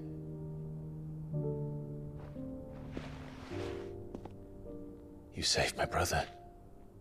I owe you a debt I can never repay. I but did my duty. Come now. Tell us what you've discovered. Your Grace. It is as you feared. The vessel we spied off the coast of the Crystalline Dominion on the night of her fall. It was the Einherjar. Beyond any doubt. The Black Galleon. Joshua, the Einherjar is the Royalists' flagship. What business would they have in the Dominion? Upon learning of Waloed's involvement in recent events at Drake's Fang, I sensed the malign influence of Ultima, and bid Yotei and the Undying look into the matter. We have reason to believe that the Black Galleon weighed anchor shortly after the fighting began, and set a course due south. For Canva. Then it is Waloeda Knights who besiege the cities. What is left of them, yes. And the Black Galleon sails at but one man's behest. Barnabas Tharm.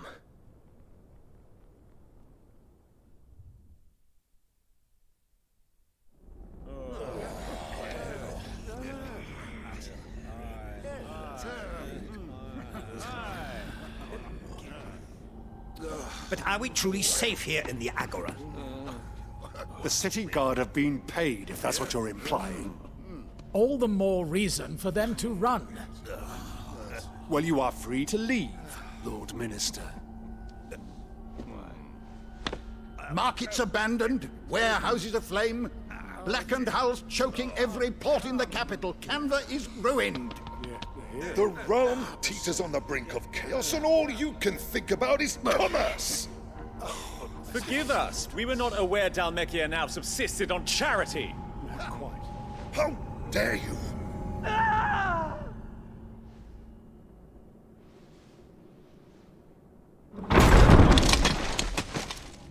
Distinguished members of the Council, you must forgive His Majesty this intrusion.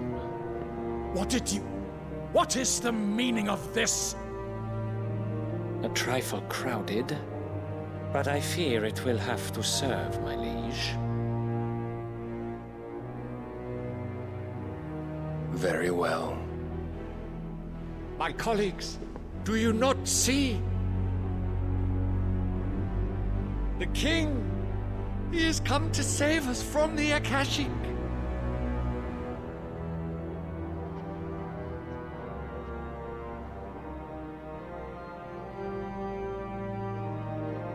He is a gift from the heavens, divine intervention, our very salvation. And of course, if it is compensation he requires, we would be most willing to negotiate a fair price for services rendered. Fools! Your ignorance unbecomes you. Your Majesty, correct me if I'm wrong, but I would swear that the fiends washing the cobbles of Canva with the blood of her citizens wear the colors of Waloed. Ha! So you do not deny it. Guards, fetter them, and see our guests to the dungeons!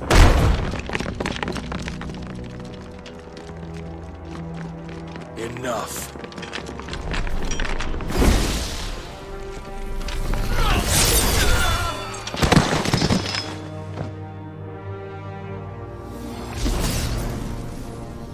Pathetic creatures.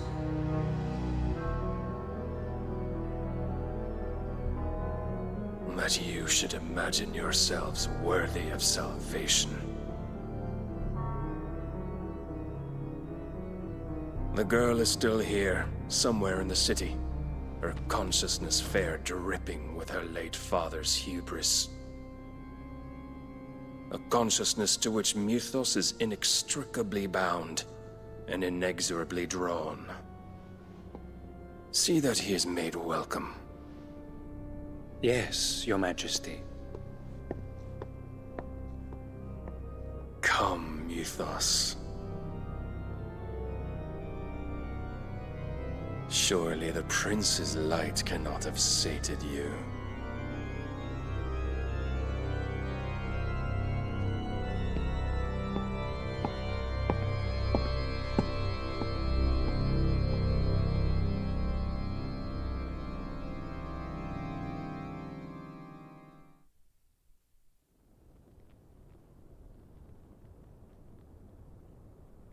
So then, how long has Waloed been under Ultima's control? How long indeed? Based on what we know of Barnabas's actions, I would guess some few years, mayhap more. But to what end? What does Ultima want? The tapestry. Show them.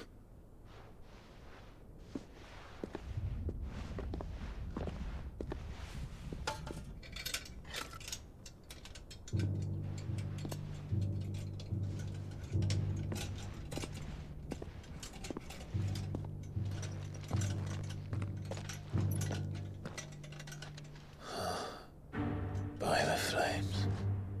Phoenix Gate, Drake's Breath, and now here. But what is it? It is old, ancient, even. Naught remains of the faith it represents, save what can be gleaned from the image itself. None could tell me what the one in the apothecary meant, even the Undying. But I believe it may be the key to discerning Ultima's purpose. That figure in the center, the one beneath whom the icons congregate, that I believe to be Ultima. He is a god, or at least godlike. His very existence beyond our ken. The icons, and by extension their dominance, are meant to be his subjects, and while some, like Barnabas, have accepted this role, others have rejected it. Like you, Clive, which is rather inconvenient, as it appears he needs you most of all. And gods don't like to be disobeyed. No, I don't suppose they do. Clive, may I tell Yote of the lake? By all means. Yote, I will be accompanying my brother to the Free Cities. Whilst we are afield, I would have you watch over those Clive has made his wards. Omielos delan tuisag ilith. Though well concealed, the hideaway lacks trained fighters to defend its occupants should they be discovered. But it is my duty to... As it has ever been my brother's duty, remember. If that is your wish, Your Grace. But please be safe. If aught were to befall you, You have my word.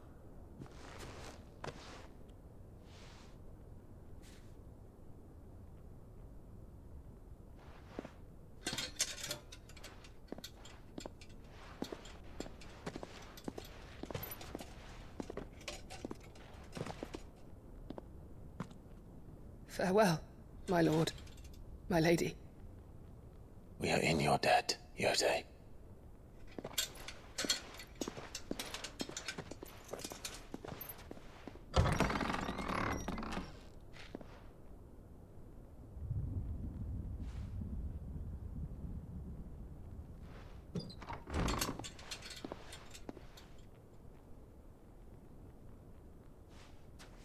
Let's find our friends.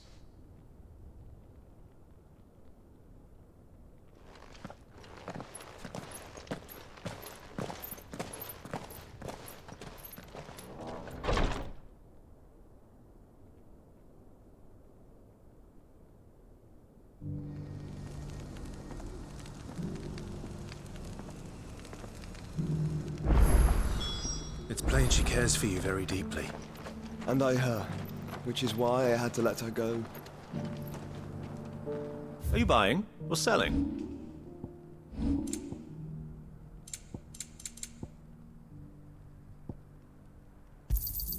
A fine choice. Anything else? A fine choice. Come again.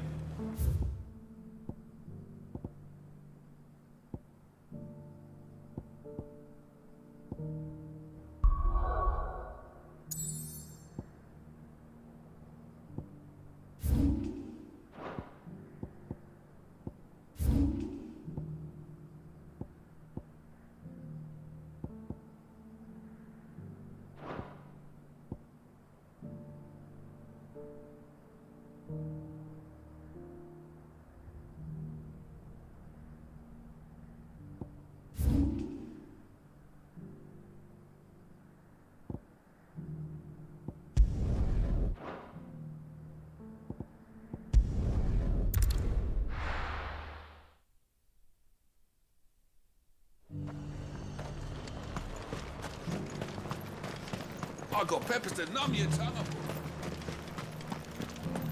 There were ghosts at the gates not days ago.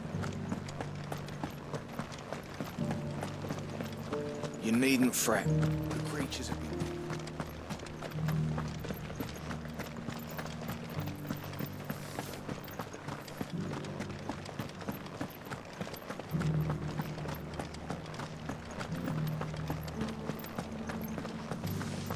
We had a herald from the Dominion.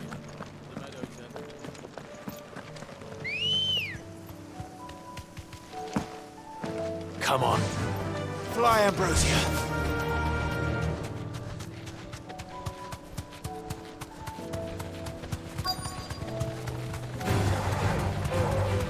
Hippocrates said I should be able to find what I'm looking for somewhere nearby. Bright blue dragons and bright yellow flowers. Should be easy enough to spot. Thanks, Gal. This must be our wyvern. All right. Let's get this over with.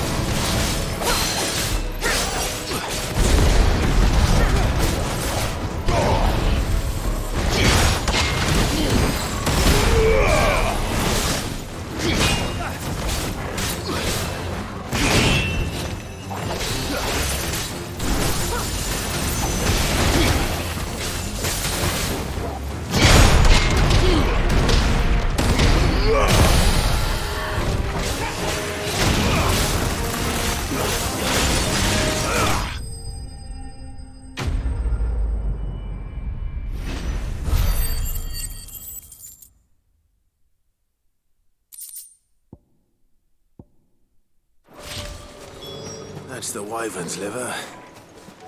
Now I just need to find the herbs. Bright yellow with a heady scent.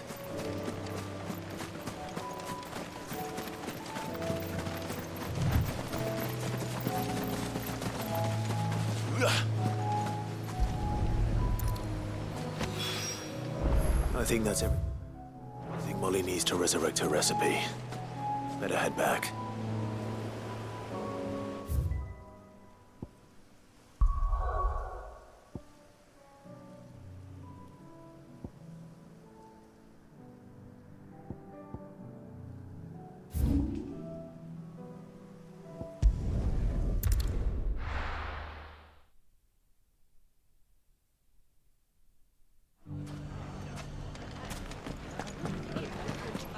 The bandits may be no more, but look what they've left us.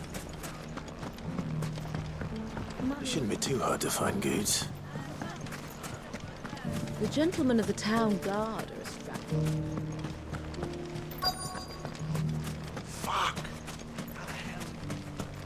Finest cell sword. Maybe I know something more. Clive, listen! I found someone who says he's heard the rumours about Nan. Have you? Go on. Tell him what you told me. All right. It's like I said. A wizened old crone by the name of Karen's been selling steel to whoever'll pay her price, be they knight or knave.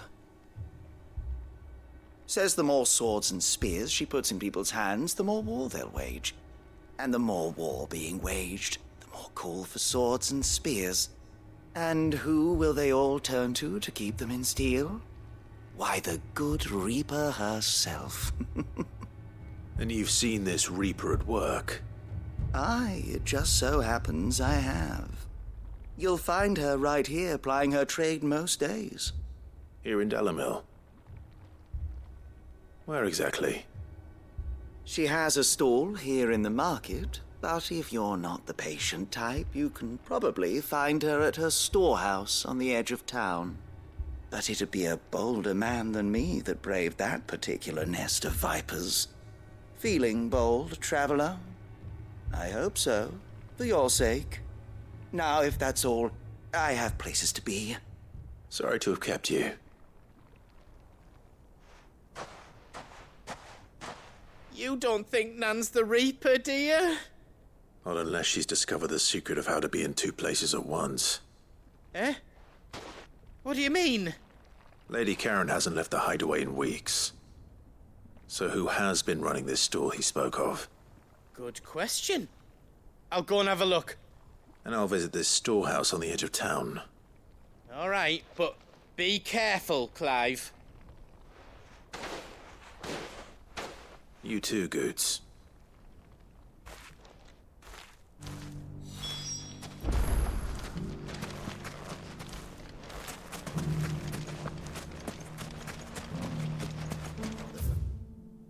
Finest sell swords in Storm couldn't hold a candle to our new. If only everyone here didn't have to look so glowery. Fuck! The gentlemen of the town guard are strapped. Mummy. What a mess.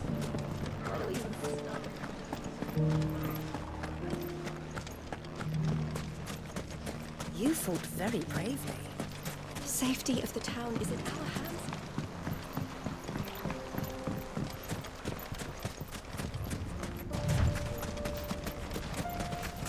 Time to brave the Viper's Nest.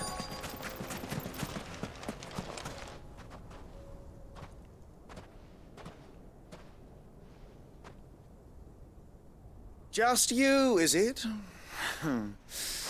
Thought I might have laid it on a bit thick. It was a fairly unconvincing tale. So, what now? That's up to you. Die a slow death, or a quick one. Boys, he's all yours. But that sword is mine.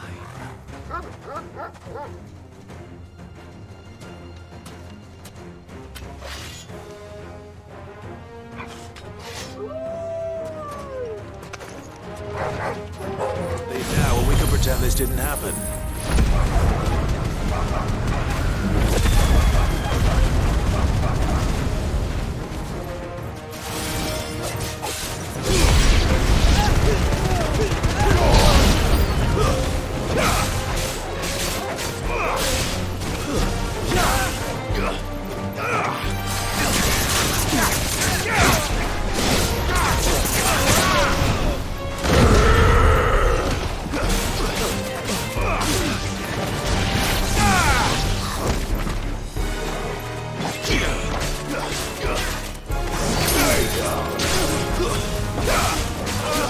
It's over!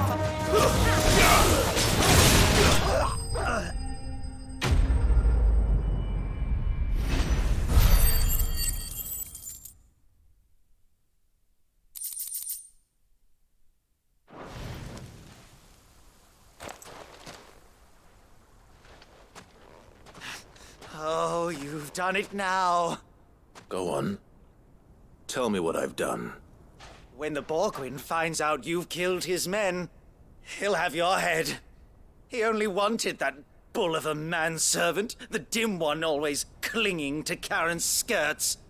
You weren't even supposed to be here. Who the hell are you, anyway?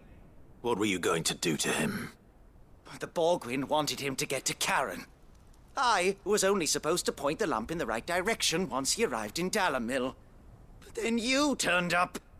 Well, go on then. If you're going to end me, end me. You're not worth the effort. Now be gone, before I change my mind. Fucking coward! I need to find Goots. Right now.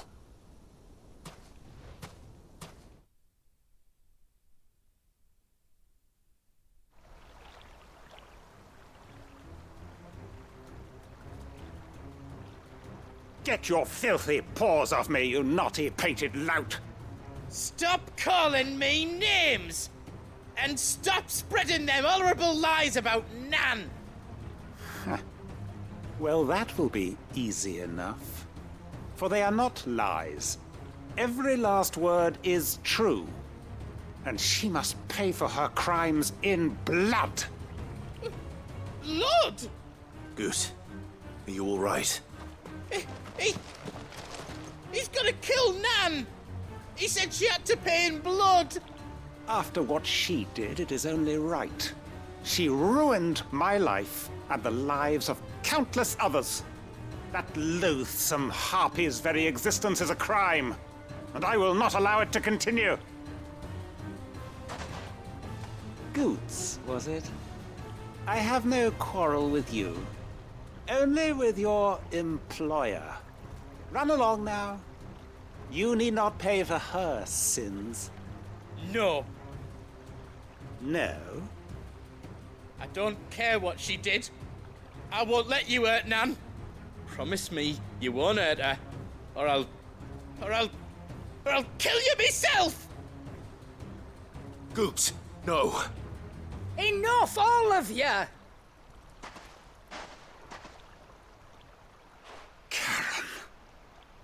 But how did you? You're a sight less clever than you think you are, the pair of you. Did you think I wouldn't notice the two of you slinking off together? Well, the whole thing got me thinking, who in Dalamil might bear me a grudge? And a certain snivelling shit I ran afoul of in my fairy years came to mind. Though it was just Bogan back then, wasn't it? I thought the years might have taught you some sense, but I see you're the same pants-pissing craven you've always been. What was it we called you? Wet legs? You bitch!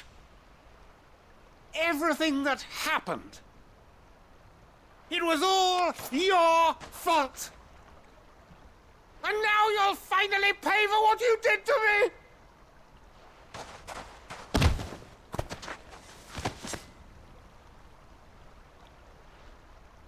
Goots, you... If you want a piece of Nan, you'll have to go through me. Fuck! You great galoot! Out of the way, I can handle this myself. So, wet legs, you remember what you told me when we last met? An eye for an eye. Wise words, Sam. Wise words. And now, it's time to collect.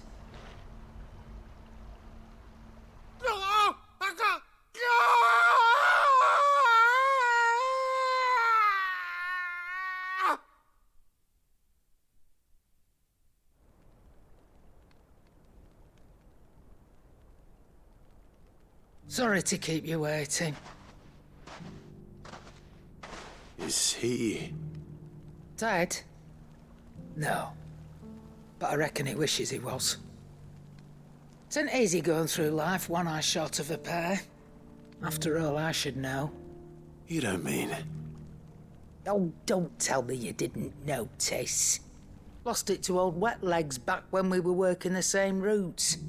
Said I'd stolen from his strongbox. I'd done nothing of the sort, mind. But that didn't stop him taking his little revenge. So I took some of my own. Sorry, lost everything. His coin, his clients. Always knew he'd be back one day to claim his due. But he crossed a line dragging poor Goots into this. He didn't hurt you, did he? No, Nan. Still got all my arms, see? Legs too. But what if he comes back again? What if he does? First we take the other eye, then we work our way down. He'll learn his lesson soon enough. But something tells me the wet legs has learned it already. Right. Let's get you back to the hideaway. You've attracted quite enough attention already. Ta-ra, Clive. Remind me never to cross you, Karen.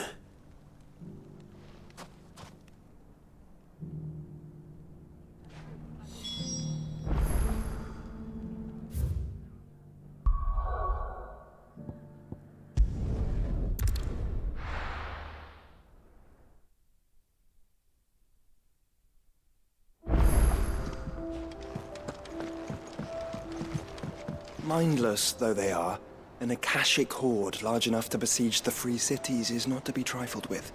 We must proceed with caution. Canva's walls will not hold the Akashic horde for long.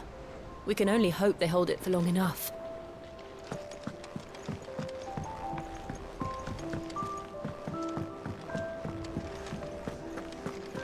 It seems the hideaway's lost its appetite. So, did you have that word with Tomes then? I did, and he was as helpful as ever. He told me exactly where to look, in fact.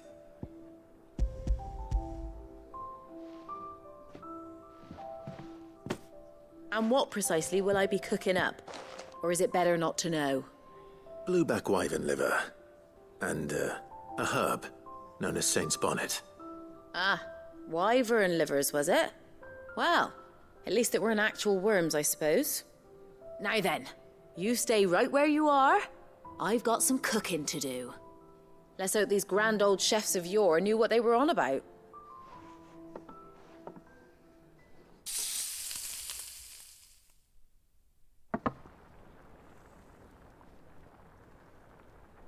And here we have it. Fried mortress of skyworm. Ivan's offered to make sure it's fit for consumption. Well, I say offered. He as good as begged. And rightly so. Is there any higher honor than partaking in a slice of culinary history?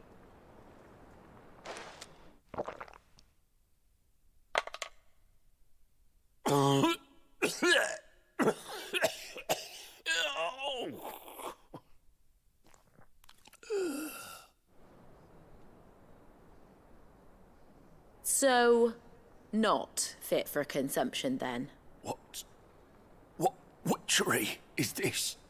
The crackle of the crust gives way to an almost violent richness. Yet, it is the piquant kiss of the Saint's Bonnet that tames this savage dish.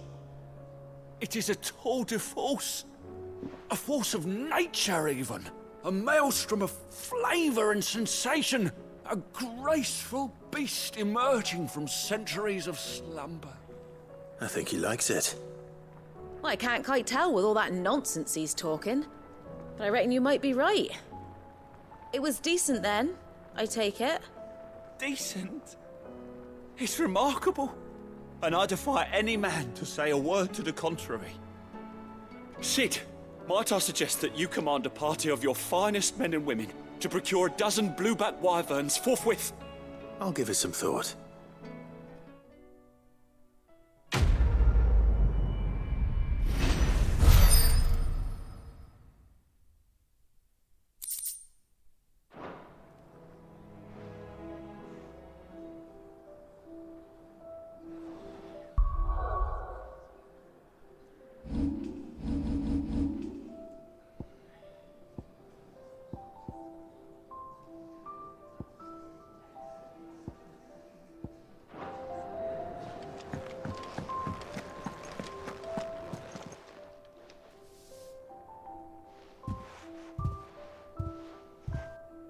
Nothing like a dish of cold vengeance to foul the gut.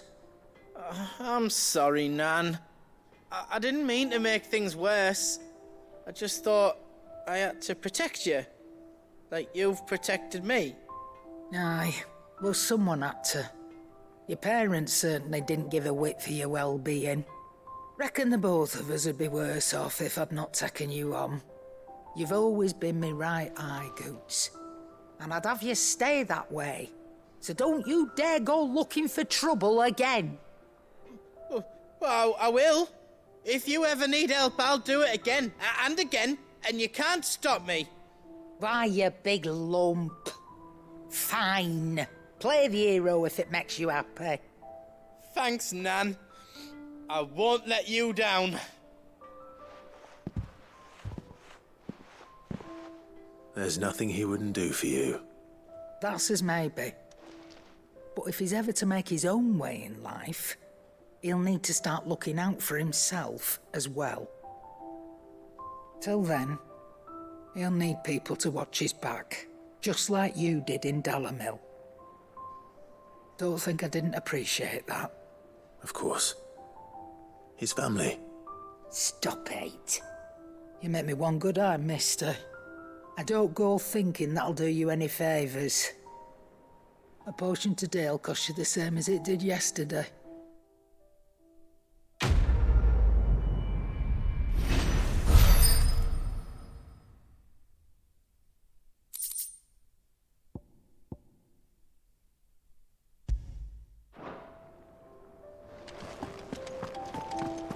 Did you see the pair that got hauled into town?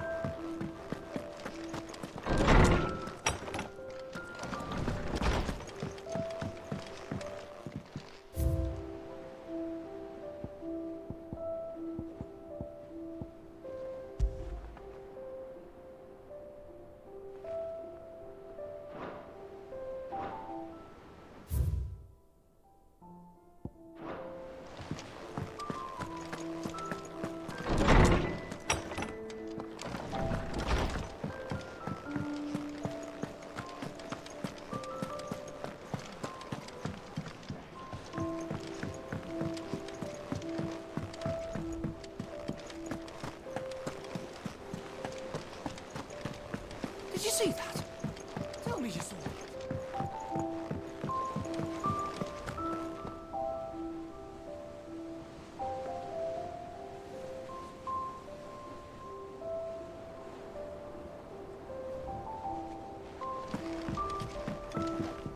Clive.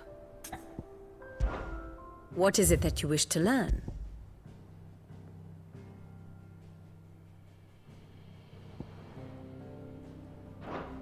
Study it well, Clive.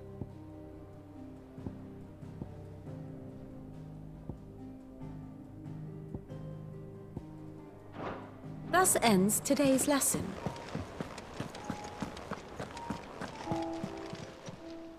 Welcome to the Patron's Whisper.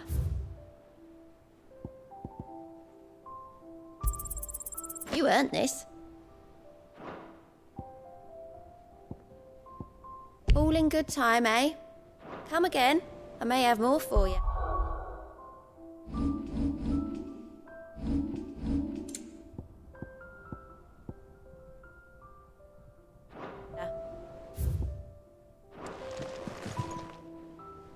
Fancy a look at the list, do you? Quick look. Seen enough?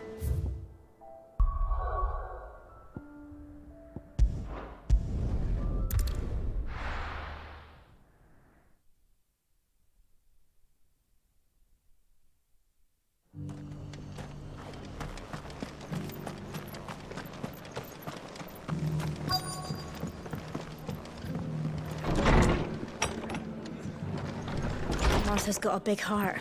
It's a pity there's so many who are happy to take advantage of it. The fates seem bent on driving me from my inn. But if they want me out, The latest from I have to try harder. that the Empress is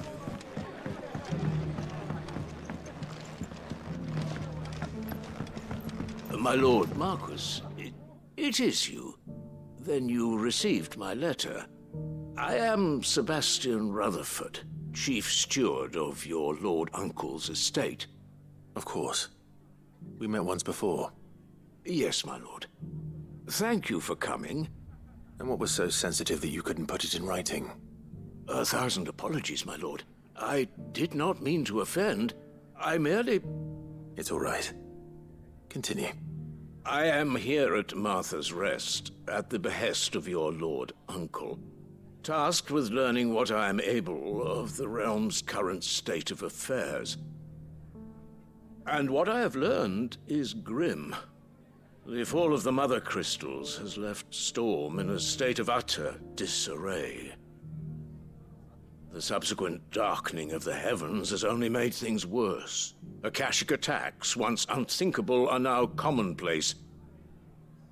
The gears of governance have ground to a halt, and without a steady hand on the tiller, the realm threatens to drift into utter chaos.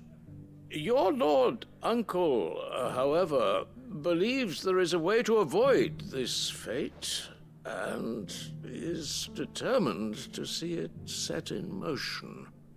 That sounds like quite the undertaking. It is. Hence my having enlisted the aid of several colleagues serving the 7 high houses. Alas... Alas? I have lost contact with 2 of those colleagues already. They are both able-bodied and trained in the sword, yet in these dark times, even that may not prove sufficient to keep a man safe on the road. So you want me to find them? I'll need to know where they went. One I sent to investigate the Republic, the other the old Imperial capital of Oriflamme. That doesn't exactly narrow it down. I suppose I'll start in Dalimil and work my way east. Thank you, my lord. I shall pray for your success and safety.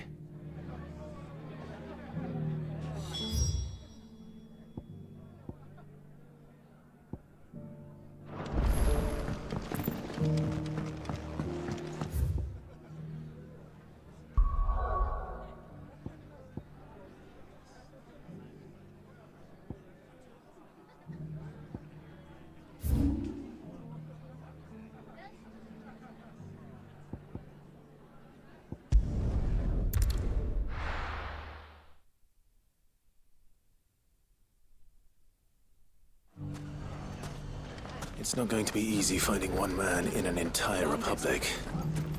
Let's hope someone here's seen something. Mummy? The gentleman of the town guard.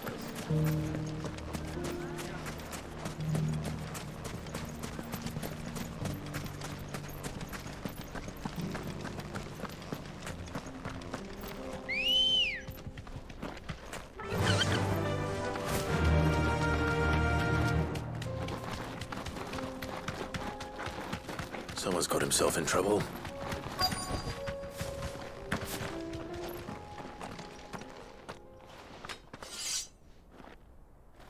I don't see your master here, so you can start by giving us all the coppers in your purse. I already told you, I have nothing. Then maybe we'll take that pretty outfit and the steel you're wearing. Please! These men are trying to rob me! I'll deal with this. Thank you. You that one's master, then? If you'd kindly pay the coin he owes us, we can pretend you didn't draw your blade on Republican soldiers. Or you can go back to your garrison and I won't report you to your captain.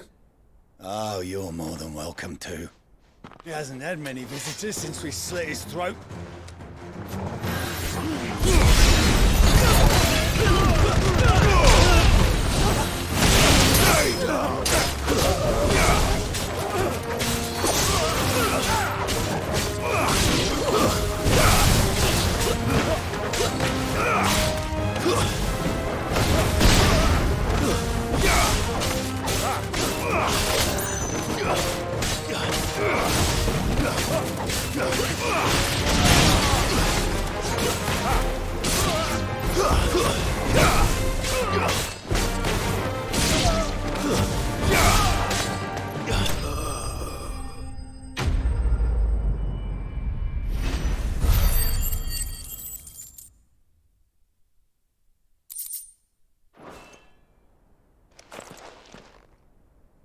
I'd expect as much from Hugo's faithful, but these were men of the fist.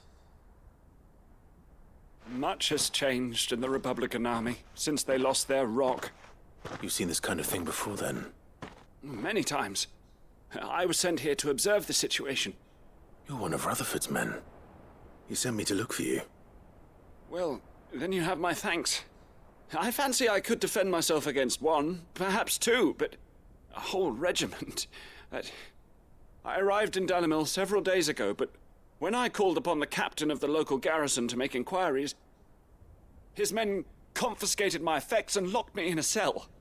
The captain is no more, and his men make the rules now. Fortunately, I was able to bribe my way free, only to be stopped again by those soldiers you so kindly dispatched. What of the Fist's central command? Surely they wouldn't allow such lawlessness amongst their ranks. I would imagine they are unaware of it. Most of the army has fallen back to the capital and hunkered down behind her walls. Those who weren't recalled now rule the fringes unchecked, answering to no one but themselves. Then it's worse than we imagined. You should return to Rosaria.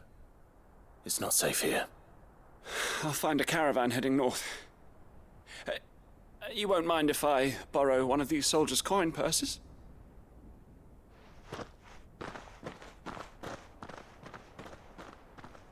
Not at all.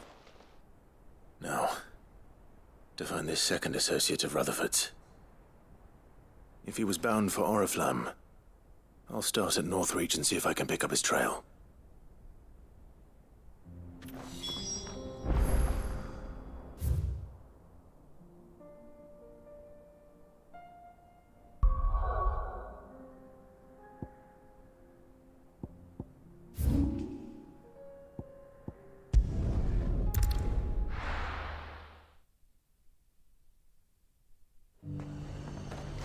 There's a lot of road between here and the capital.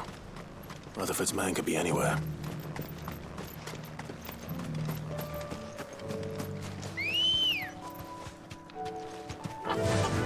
Yeah!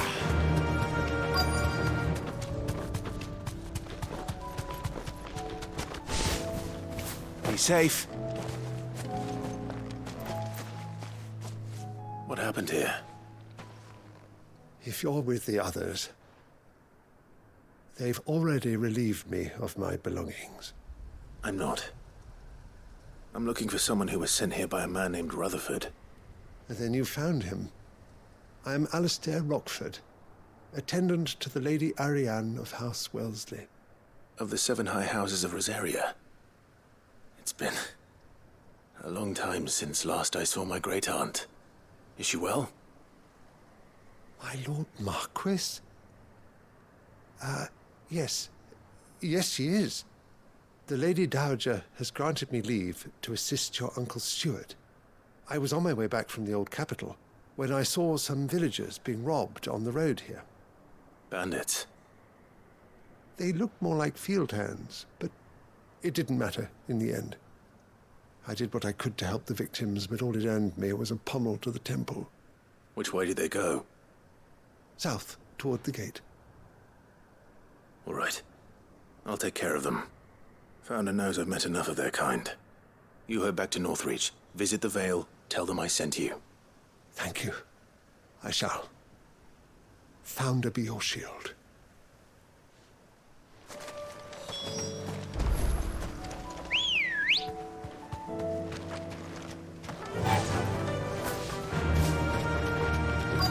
They just couldn't resist, could they?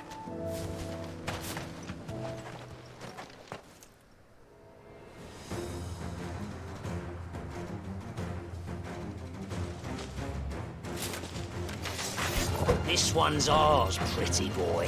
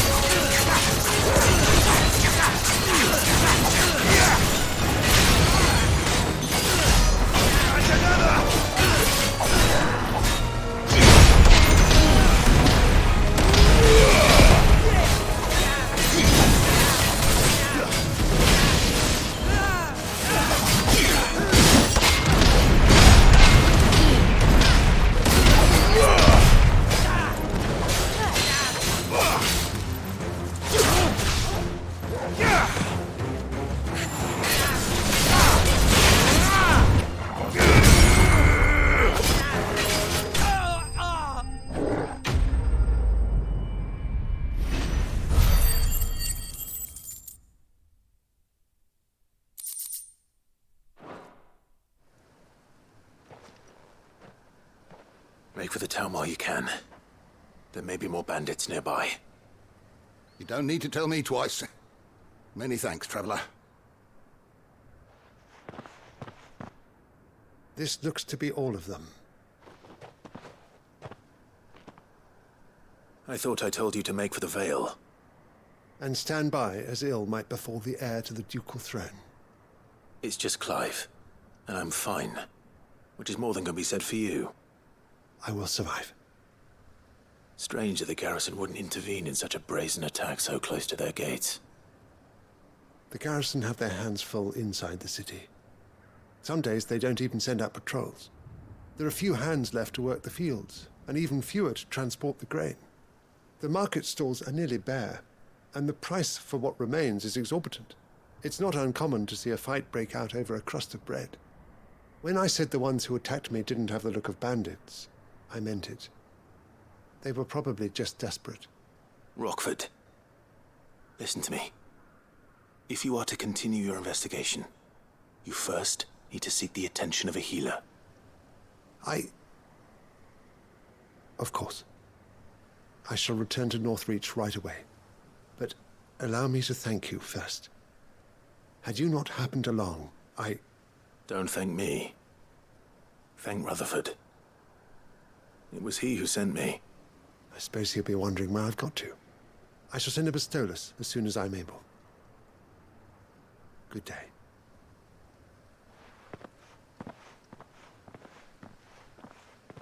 My uncle certainly has his work cut out for him. If it isn't already too late. I should go and tell Rutherford that his colleagues are still in one piece.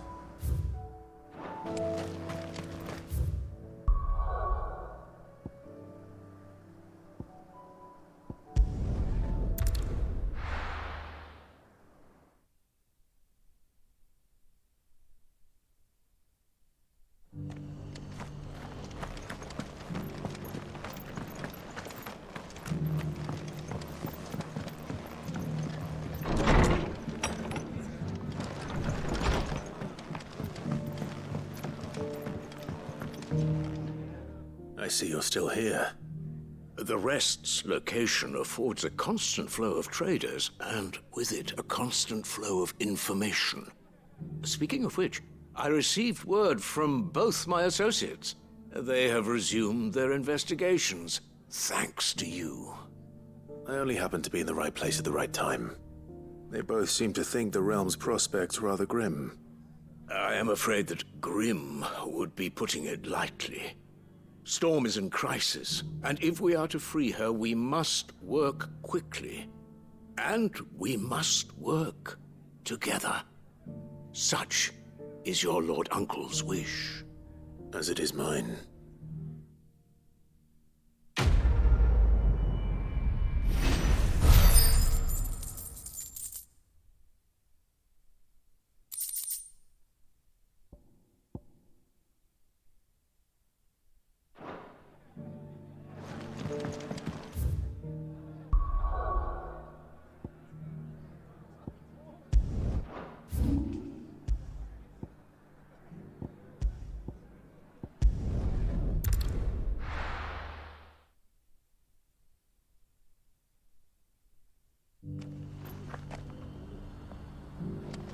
Opportunity beckons. Who among you is bold and... Is that blade for hire, perchance? Because I have a mind to make a killing. Figuratively, I hope. Well, yes and no. A passing caravan carried with it a rumor most fortuitous for one in my trade, that an elder Dread Evis had been sighted in the fields of Korava. Dread Evis are aggressive beasts. Compelled as they are to acts of violence, few survive to maturity, but those that do develop a hide of phenomenal value. A hide you want to sell? Eventually, yes. Though I would have it tanned first that it might be crafted into marvels the likes of which the world has never seen. Dread Evis skin is a rare thing indeed. But the worked hide of a well-aged beast, now that would fetch such coin that Gilbert himself might weep with envy. Bring me that beast's skin, and I will share with you the bounty of our combined labors. All right. I'll hunt your Evis. Of course you will. When one lives in such troubled times, it is a fool who lets opportunity slip his grasp. Leave Tabor through the east gate, but take the path that branches west. Once you reach the checkpoint at Tovany, you are a mere stone's throw from the fields of Carava. I eagerly await your safe, and above all, triumphant return.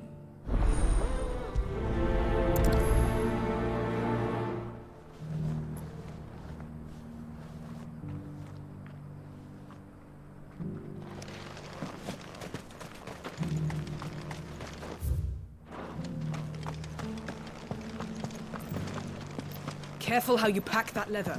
Any creases or scratches. You! Finally.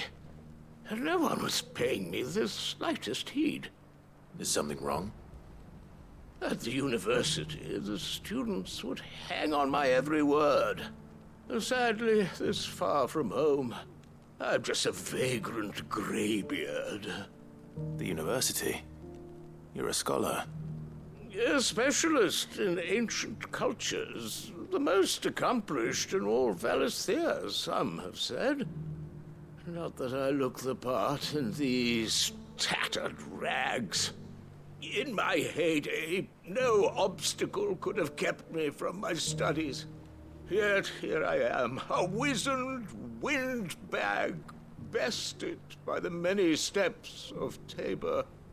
The answers I seek lying just beyond my enfeebled reach. Would you do an old man a kindness and brave the stairs in my stead?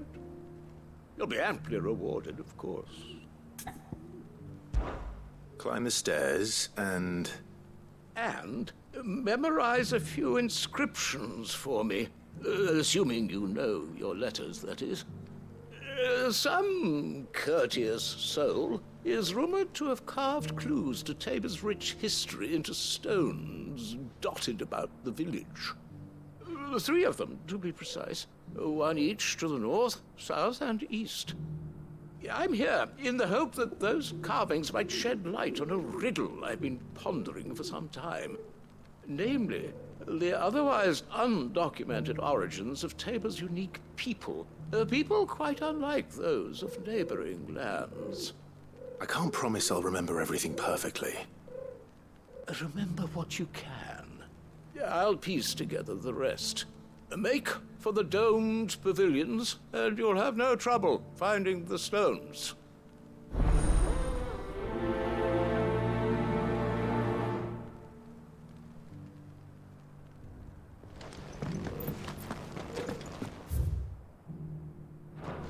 How are those new boots treating you?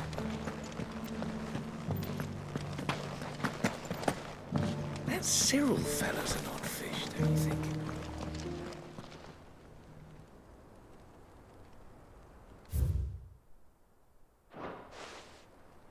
No history would be complete without mention of the Mother Crystals. Why won't the sky go back to Helen? So it's these stones to Canva, and the rest of the boxes to...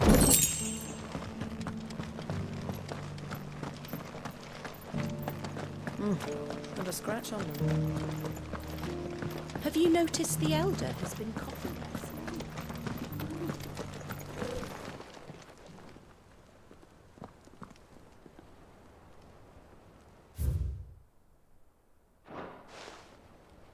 What golden plains might the Wanderers have called home, I wonder?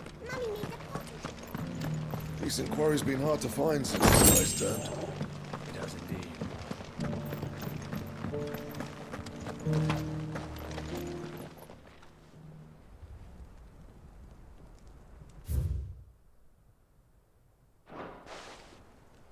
Farmers must have settled here in Tabor. I should speak to the old scholar. before I forget everything I've read. The engravings were in good repair, considering their age. Oh, would that I could have seen them for myself. Come, don't tease me now. What did you learn of this place and its people? Let's start with the engraving to the south, shall we? What did it say?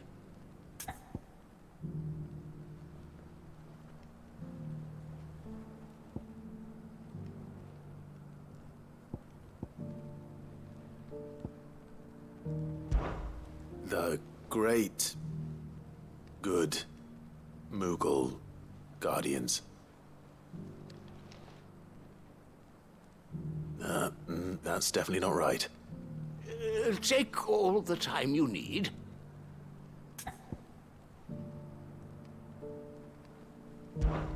Guardians of the Crystal, the first stones of Tabor, sacred hold thy noble blood, till ends the mother's labor. I'm pretty sure that was it. Fascinating. It would seem the founders of this city were descendants of those fallen charged with protecting the mother crystals. But whatever could have driven the Guardians so far from their sacred charges, I wonder?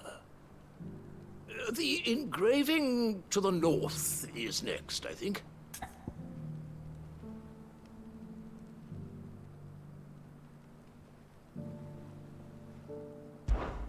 Voyages of the Ashen Ocean. Seafarers here? Are you certain? I'm growing less certain by the moment.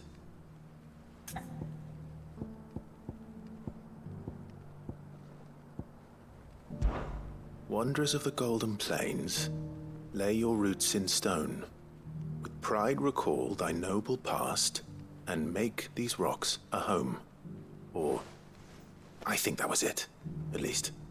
No doubt you're right. There are vestiges of nomadic customs in Tabor its guardian roots could never account for. This is proving most enlightening. Now, for the final stone.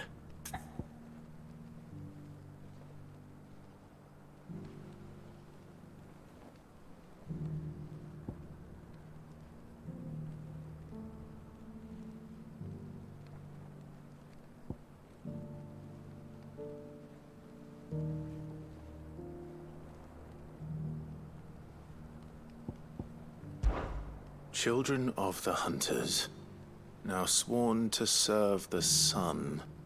Sun worship? That cannot possibly be right. I could have sworn it was something like that.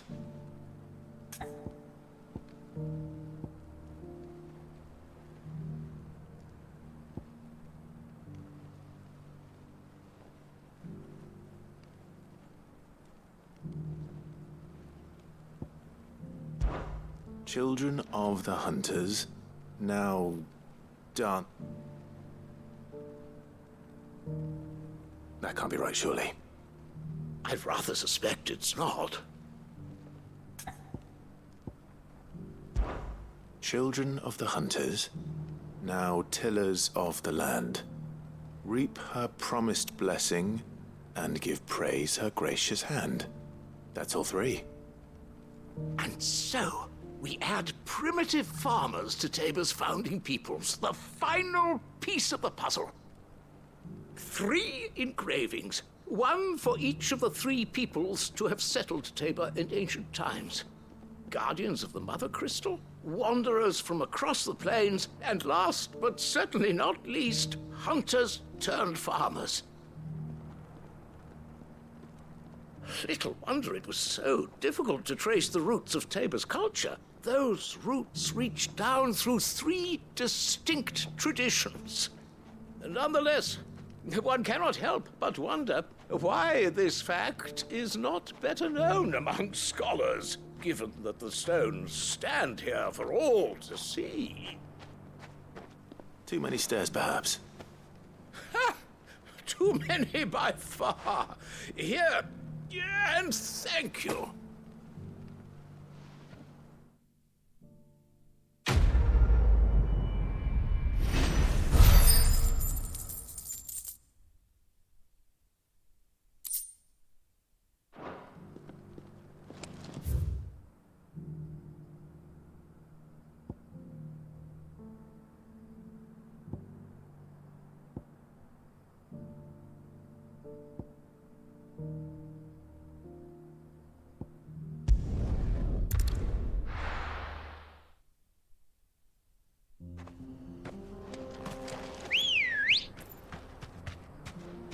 Come on.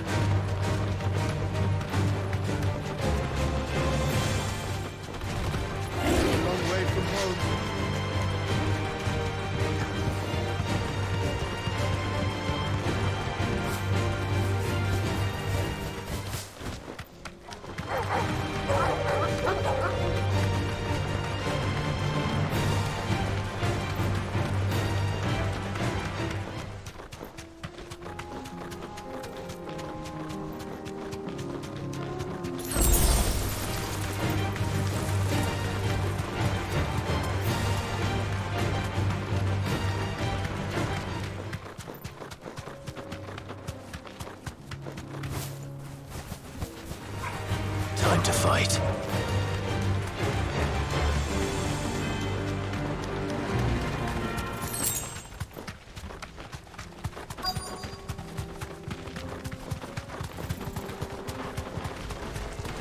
Old he may be, but it looks like there's still plenty of fighting yet.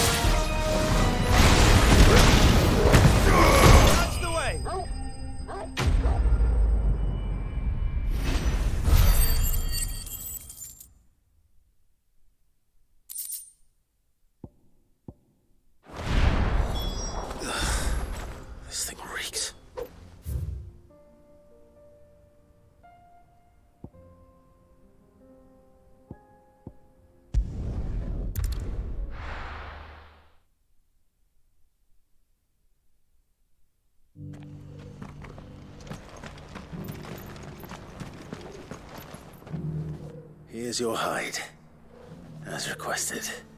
I worried you might never return. Quickly, let me see it.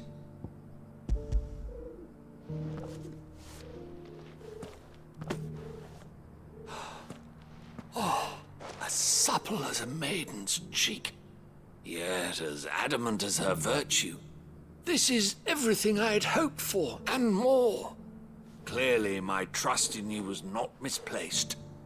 You must be a hunter of considerable talent to have bested the beast with nary a scratch. Join me as my honored partner. With my means and your might, we shall be as wealthy as the merchant kings of Zemeckis. I don't plan on making a habit of this. I'm busy enough as it is. Very well. Though I believe fate had a hand in our meeting, it would be unbecoming of me to beg. Do not allow me to keep you from being about your business. Here, for the hide.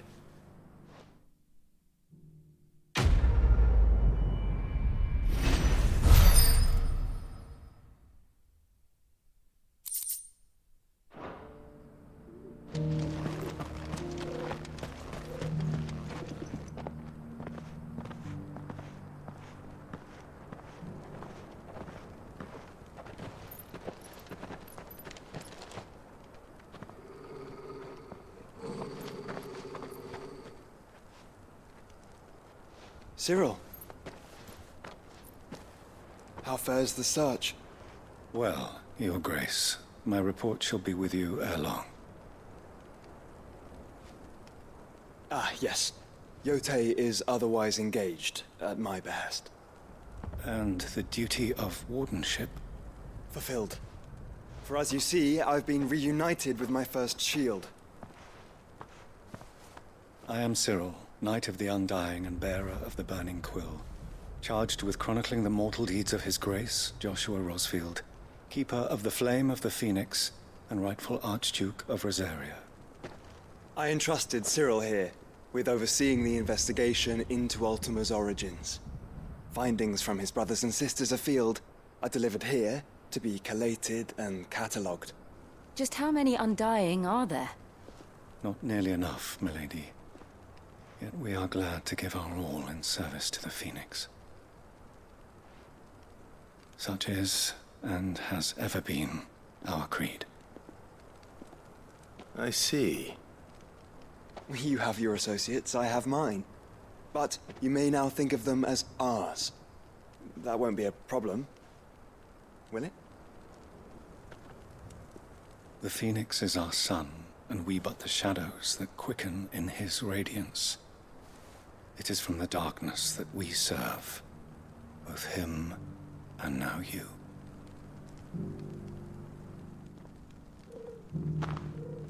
Pray accept this token.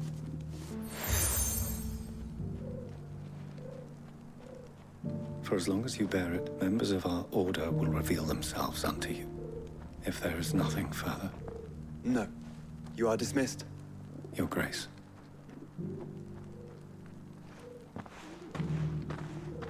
Sikanva, then. We'll talk about this later.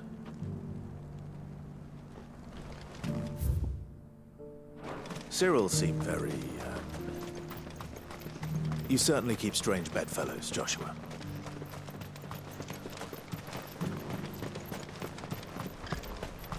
The Free City is under siege.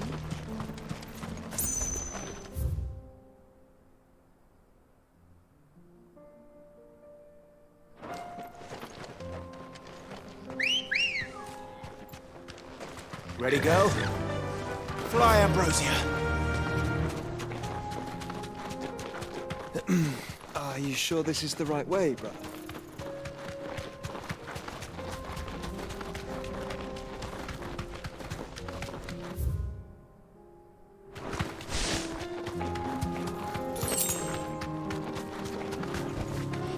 Caution, brother.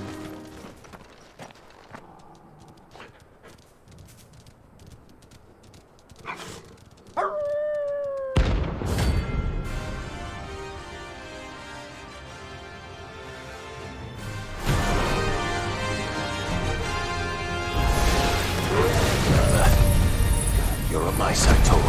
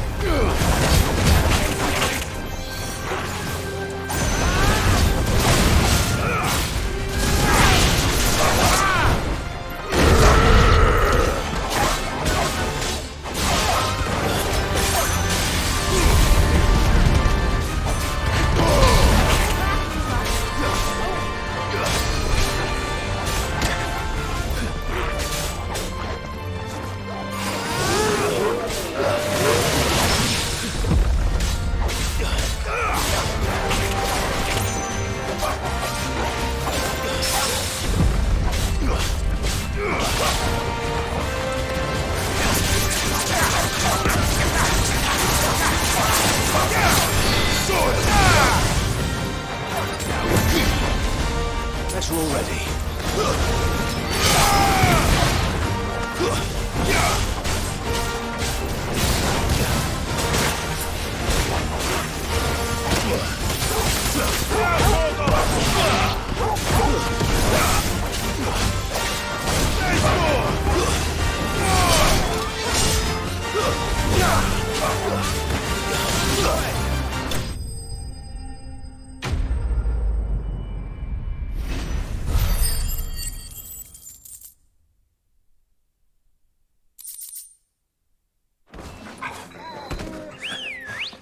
Shouldn't have messed with the leader of the pack, eh, boy?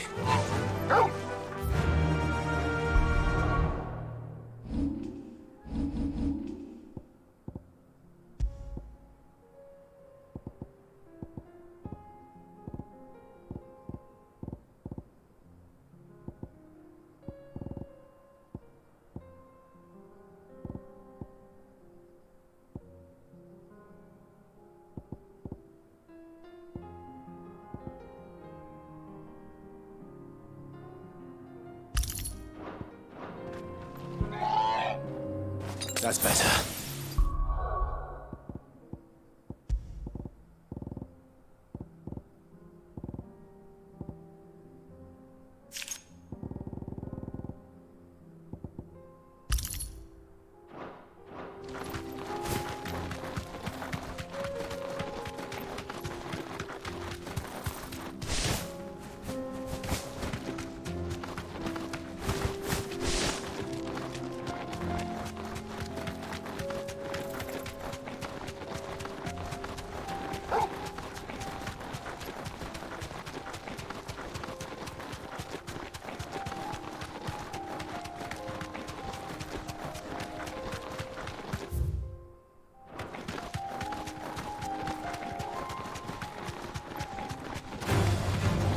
Orcs. Then let us be rid of them.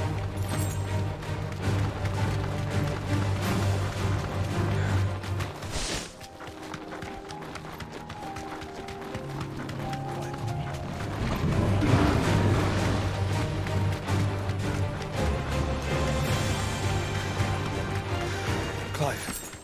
Smoke. Has the city fallen?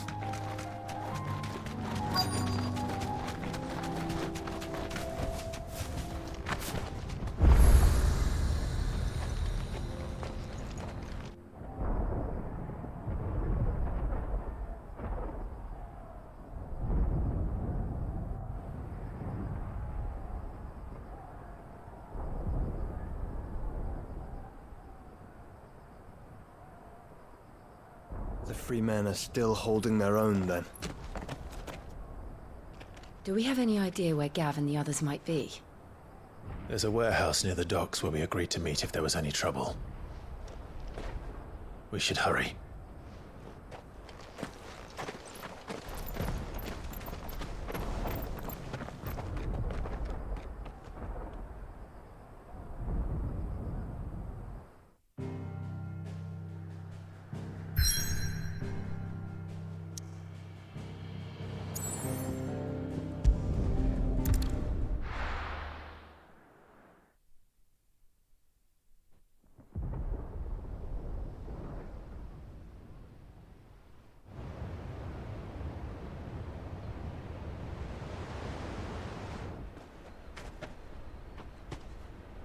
Sounds like thunder.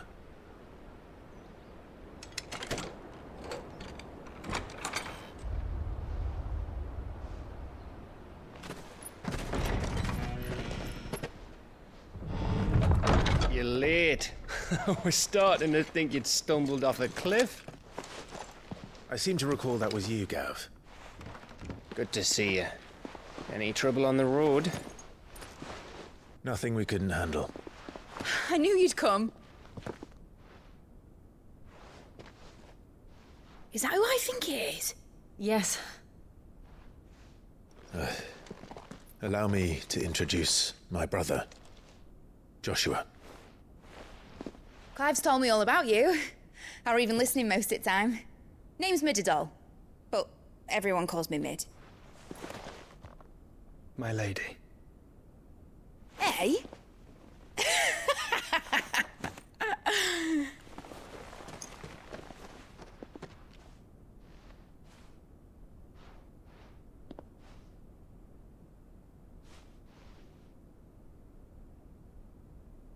My boy. Uncle Byron. It's really you! I never thought I'd see the day.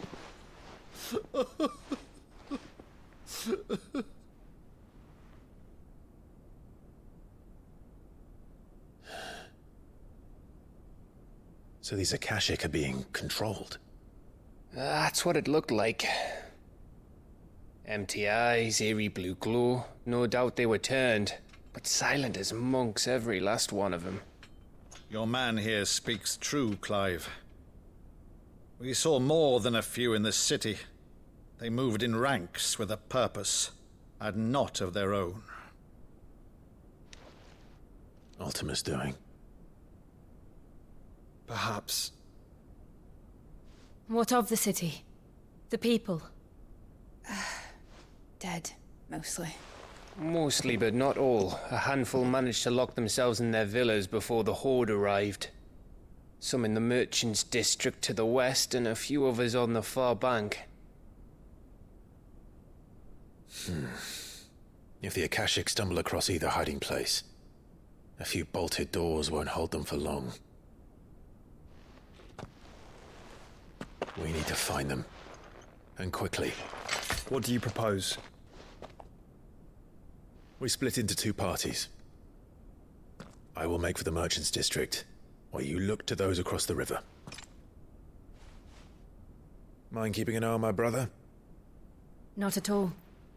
We find the villa and try the servants' entrance. Understood. And what of us? Mid, is she fit to sail? The ship, the Mithril engine could probably do with a few more tweaks. Then you better work fast. Even if we do reach the survivors in time, they'll never make it to the hideaway on foot. You leave that to me. See that Mid doesn't get herself into trouble, would you?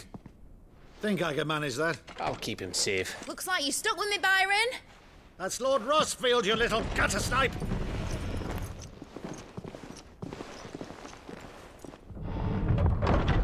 Shall we then? And you keep Clive safe. Be careful. Both of you. You too.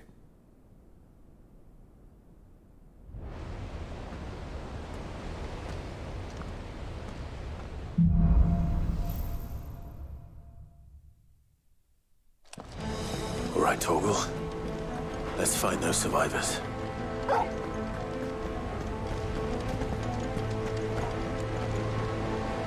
They don't stand a chance against those things.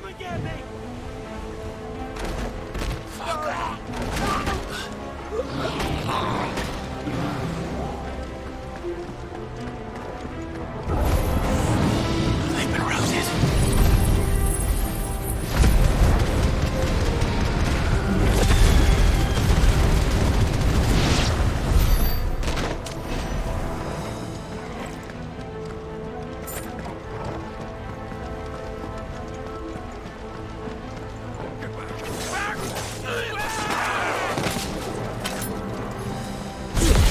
They're wearing one armor.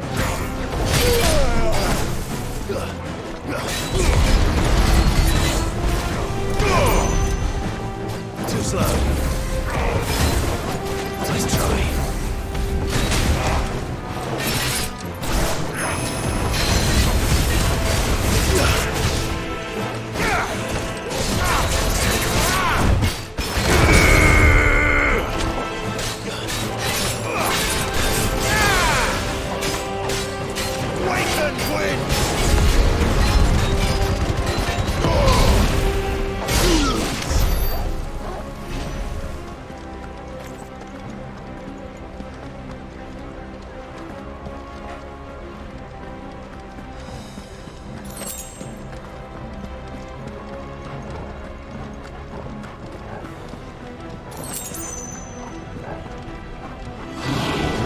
surrounded.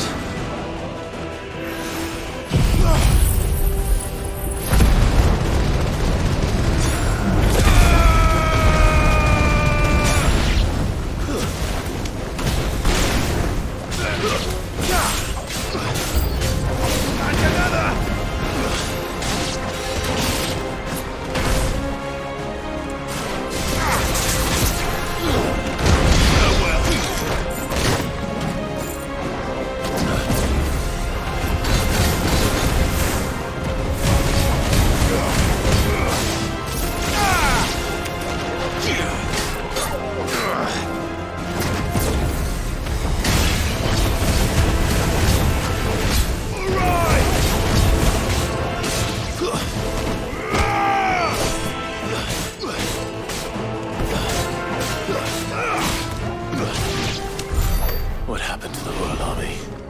There's nothing but monsters here.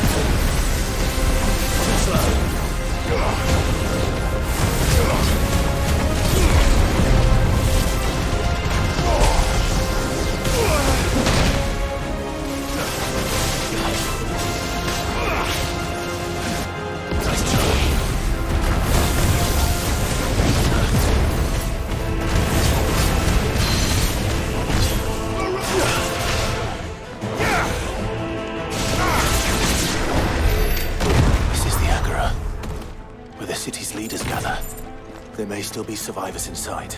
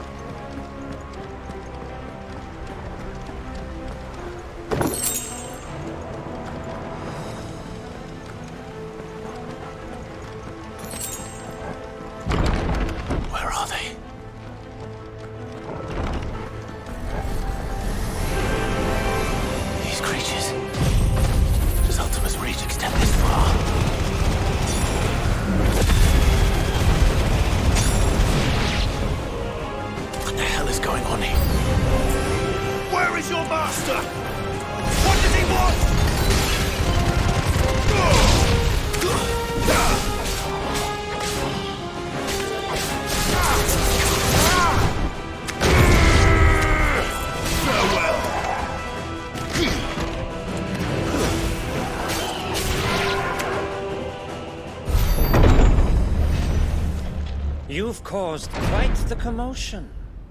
But then I would expect no less from you, Muthos. You again. I don't believe we've been introduced. You were in my family's crypt, and now you're here, with an army of Akashic thralls. Manners, Lord Rosfield? They are men, like you and me. Albeit ones unburdened by the wills that drive our kind to madness. They are pure. They are divine. What? And they are all that remains in this once raucous city. You'll pay for what you've done. As you wish. I confess I have been very much looking forward to this. Pardon me this indulgence, Your Majesty. The vessel shall not be spoiled.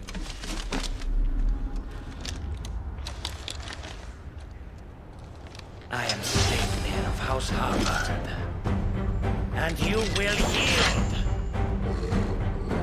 Or not. As long as you don't hold back.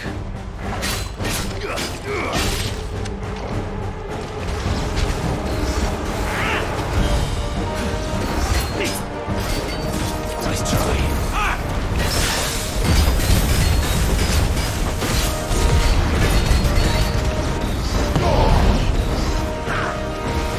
Too slow.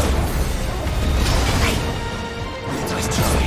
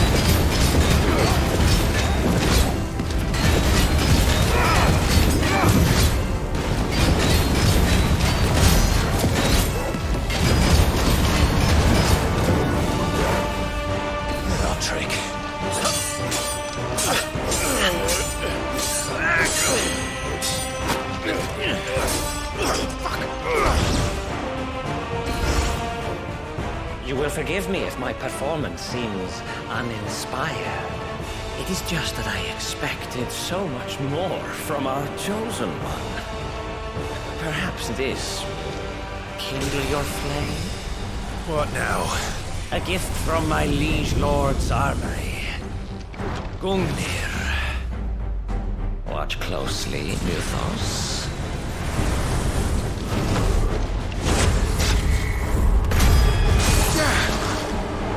Yes! Yes!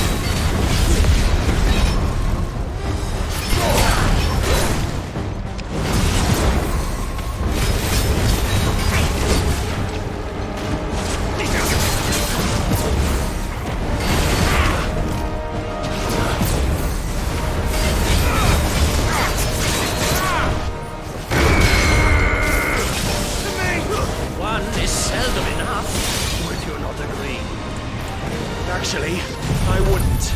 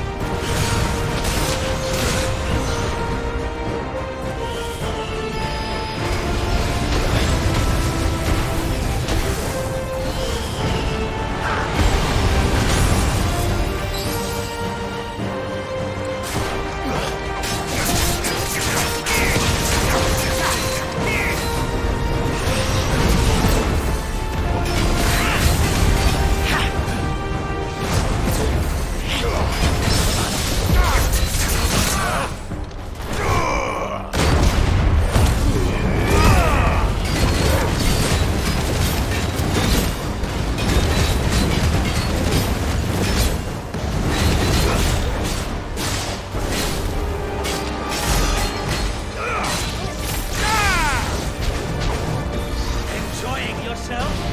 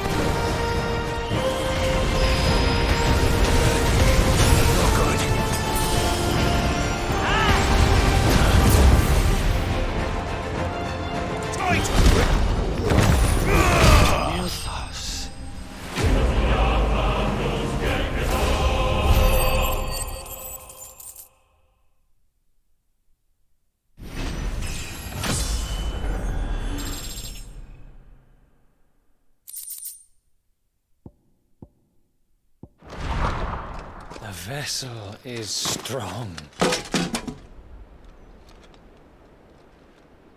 My liege.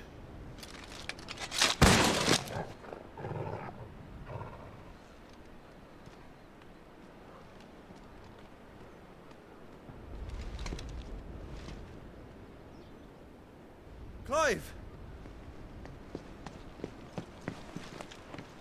You're all right. As are you, I see. We are, yes. I'm sorry, but we couldn't save them. It was over before we arrived. Well, you did what you could. I fear we were all too late. What's wrong? Nothing. I hope.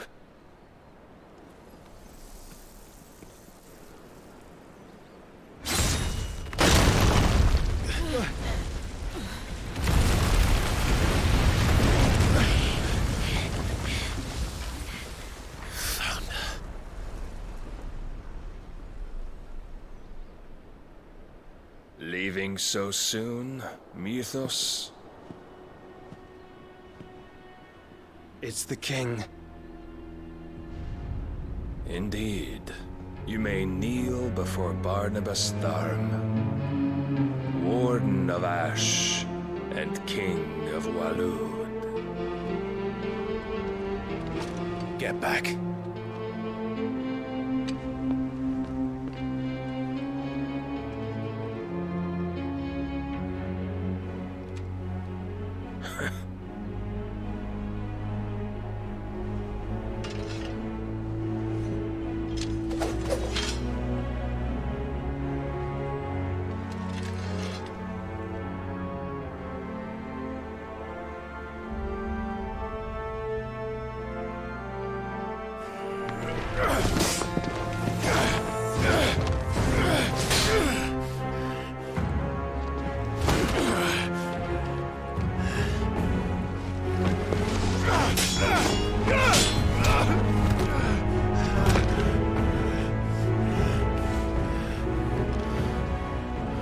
Wild and impetuous. I expected more of the boy who bested my Lord Commander. Yet I see why my master covets you so. The power within you, Mythos. The potential.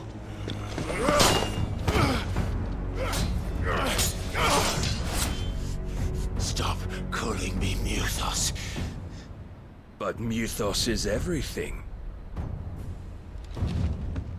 The cornerstone of all creation. The Lord's vessel. Your purpose. My purpose? To surrender my mind and body to that thing.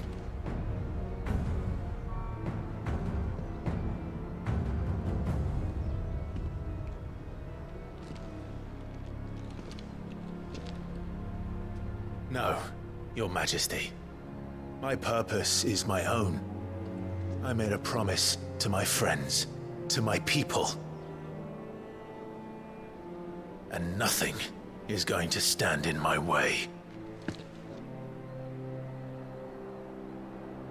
You would allow this delusion of free will to bar your path to greatness? Truly, your volition is a cancer. One that must be excised.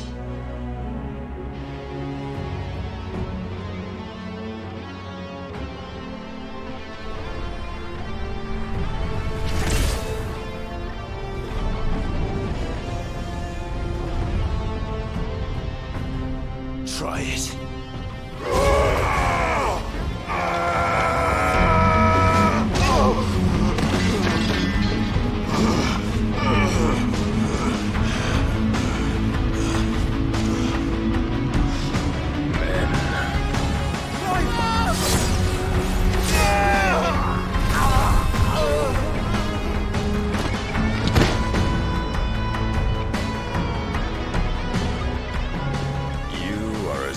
As all the rest. Joshua!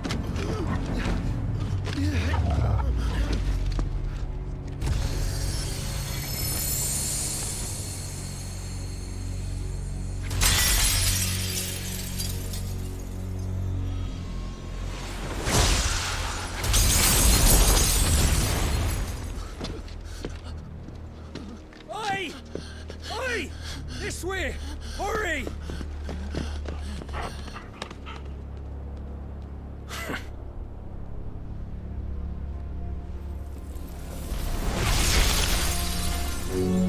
Power beyond reckoning, and they use it as a crutch. Such a waste.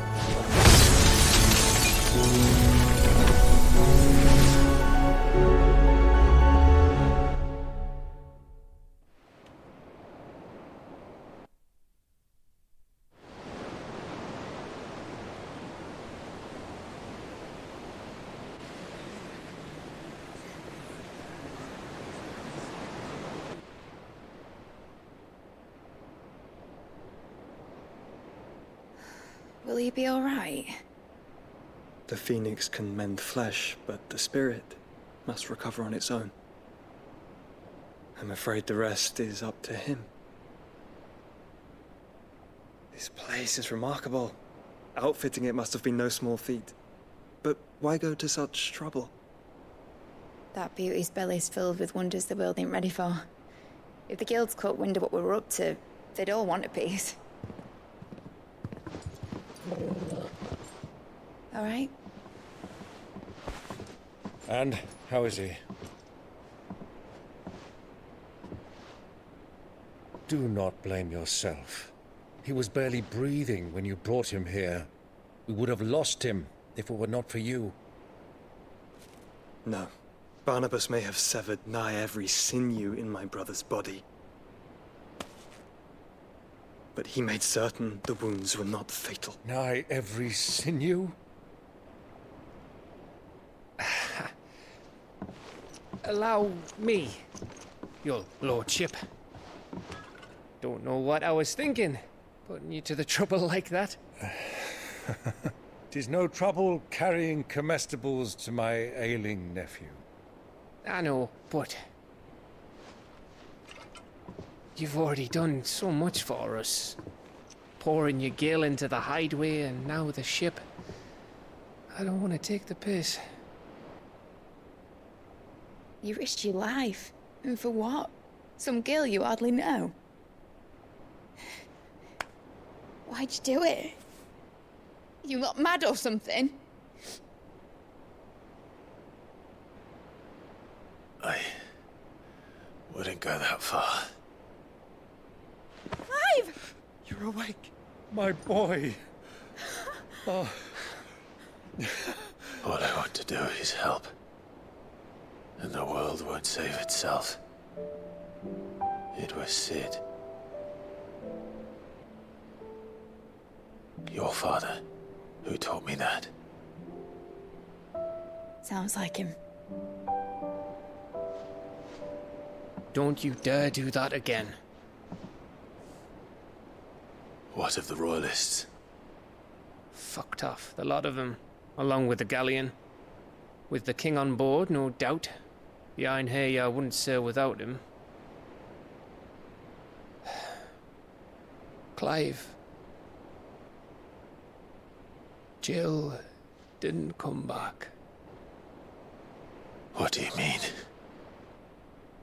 She kept the king busy while the others dragged you out. It's all right, Mid. Jill is fine. The ether of her icon endures.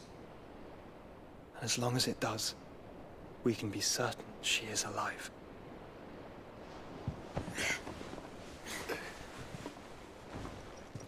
We must pursue the Black Galleon.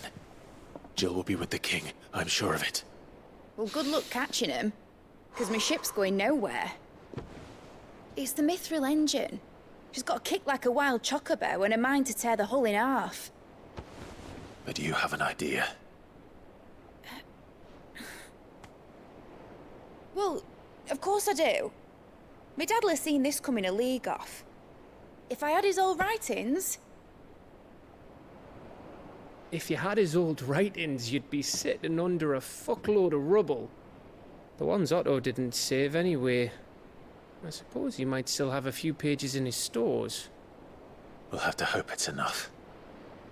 Do what you can to ready the ship. I'll speak with Otto. In your condition, you really are mad. Perhaps.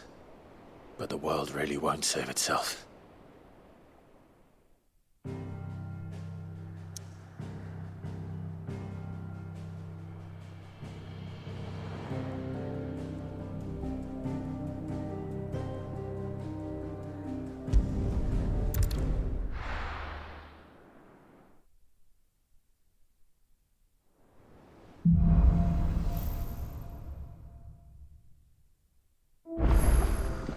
Right.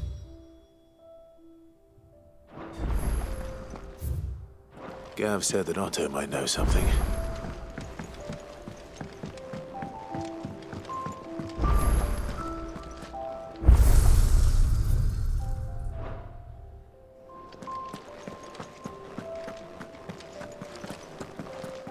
You don't know what you're talking about. The odour's what gives Chance's stew its, depth. And that's what makes it superior to any old lizard livers. Oh, please. Have you even tried the fried mortress? Taste, smell, texture. It beats your beloved stew hands down on every count. Now that's a masterpiece.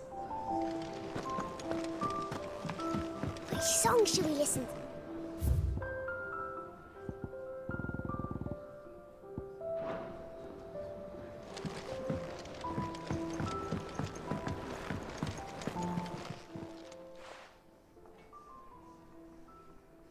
Let me tell you a story, Clive. All right. Them rumours Wetlegs were spreading.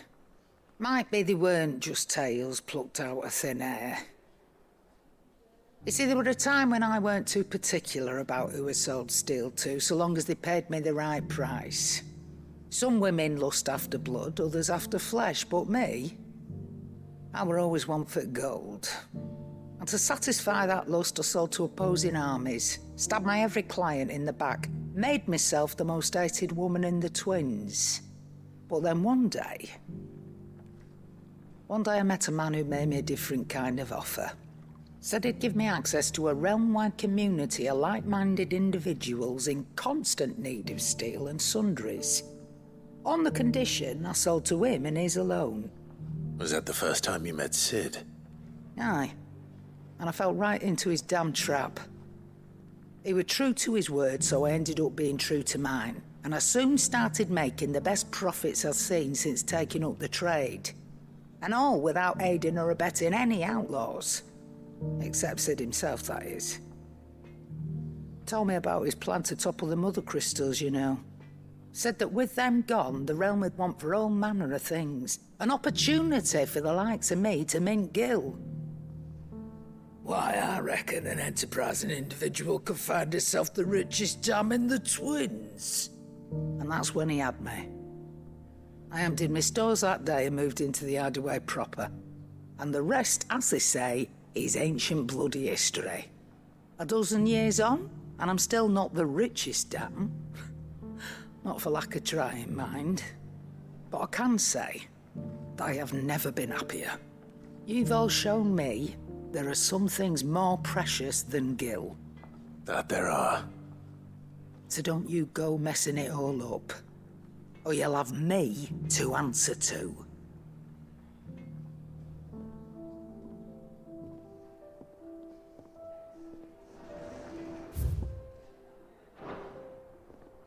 Still alive, are you?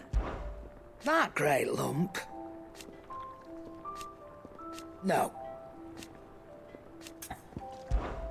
Go on, then.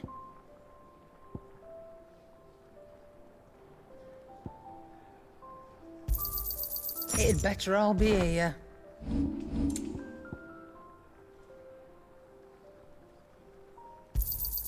You'll not find a better price than that.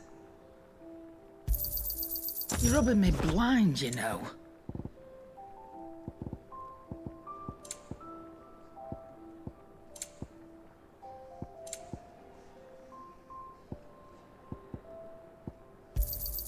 You'll not find a better price than that. You're rubbing me blind, you know. Yep. Sangforian, do you?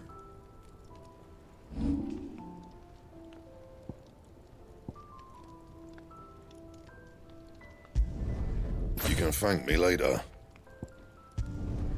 Yeah, that should do you. My best work, but it'll do.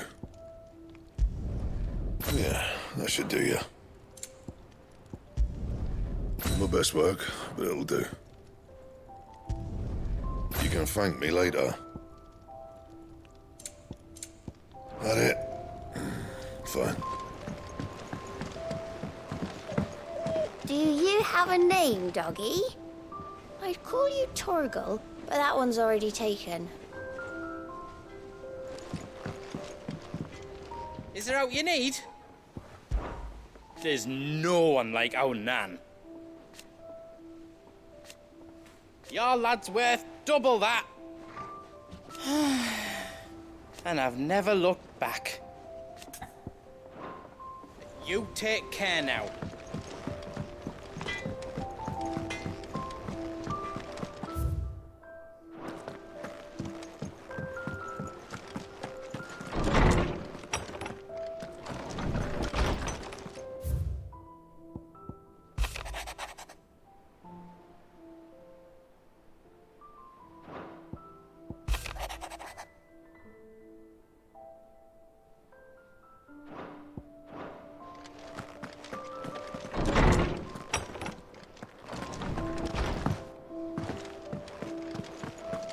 If it's knowledge you seek.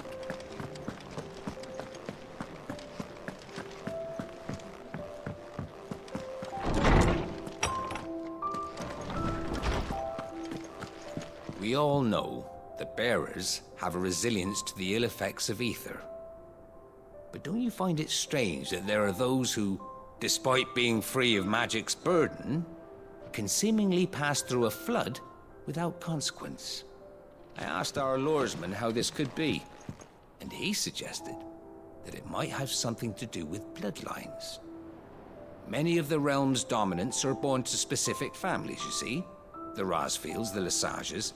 So there must be something in those families' blood that provides them with the potential to become vessels for icons.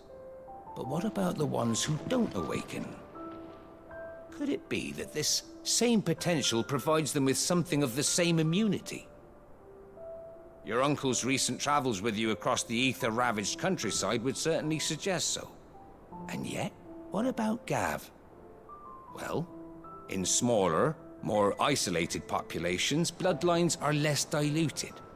Hence, Shiva's dominant sometimes awakening in the child of a common northerner. And our scouts not having turned 100 times over. Let me help. I know my letters. Most of them anyway. Very well. The more eyes we have poring over these tomes, the sooner we'll find answers about these skies. Sid, did you know that chocobos are far more resilient to the effects of ether than most other beasts? Some knowledge hoarded is knowledge lost. Go safely.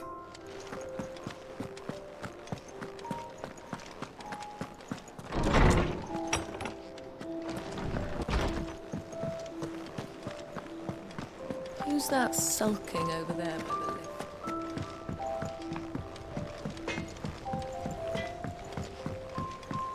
He's a surly soaker. Who cares less for us than the irony hammers?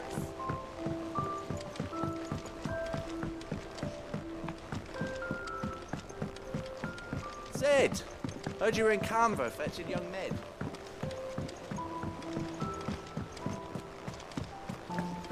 Miss Shirley, how can we learn to be clever like this?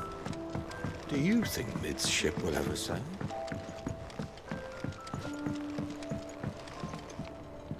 We've had no word from Canva for days. That leather loosener was only the first of the discoveries the Olympics gonna help us.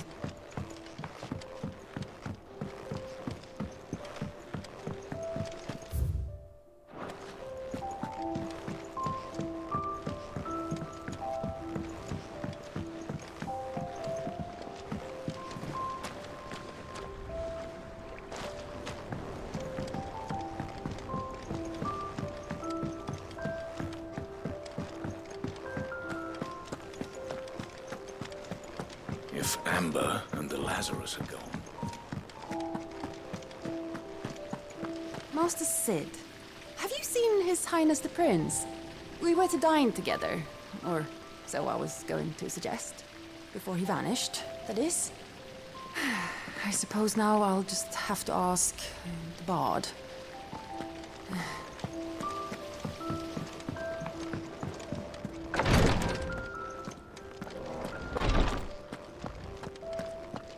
Who'll see to my boils if Tyre ain't around, eh?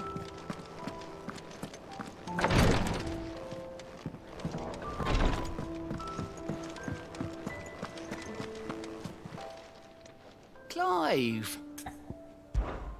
Quick look.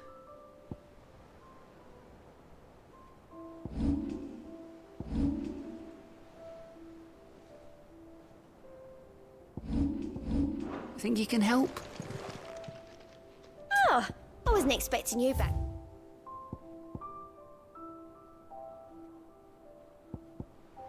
Come again. I may have more for you.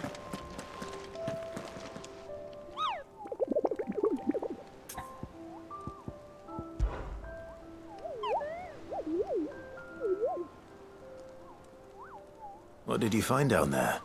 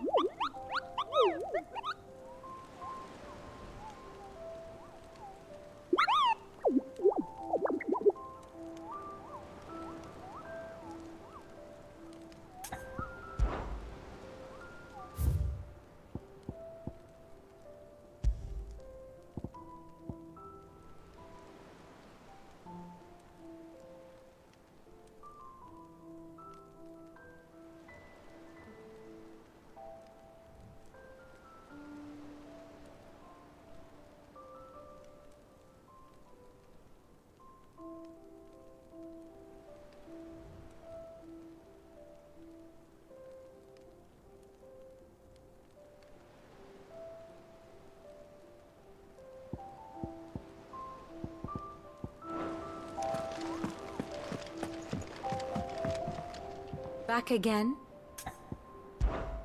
What is it that you wish to learn?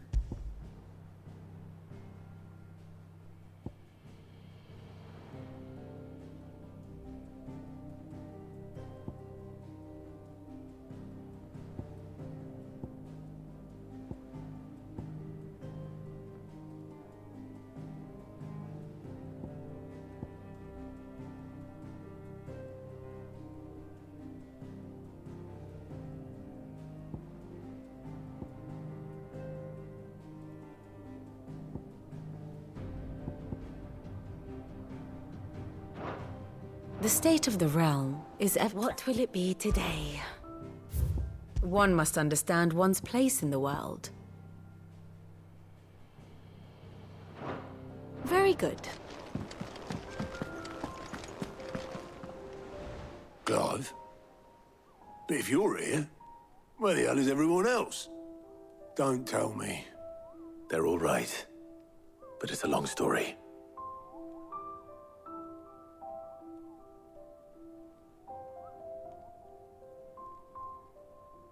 You lot don't do things by halves, do you? Well, at least everyone's still breathing.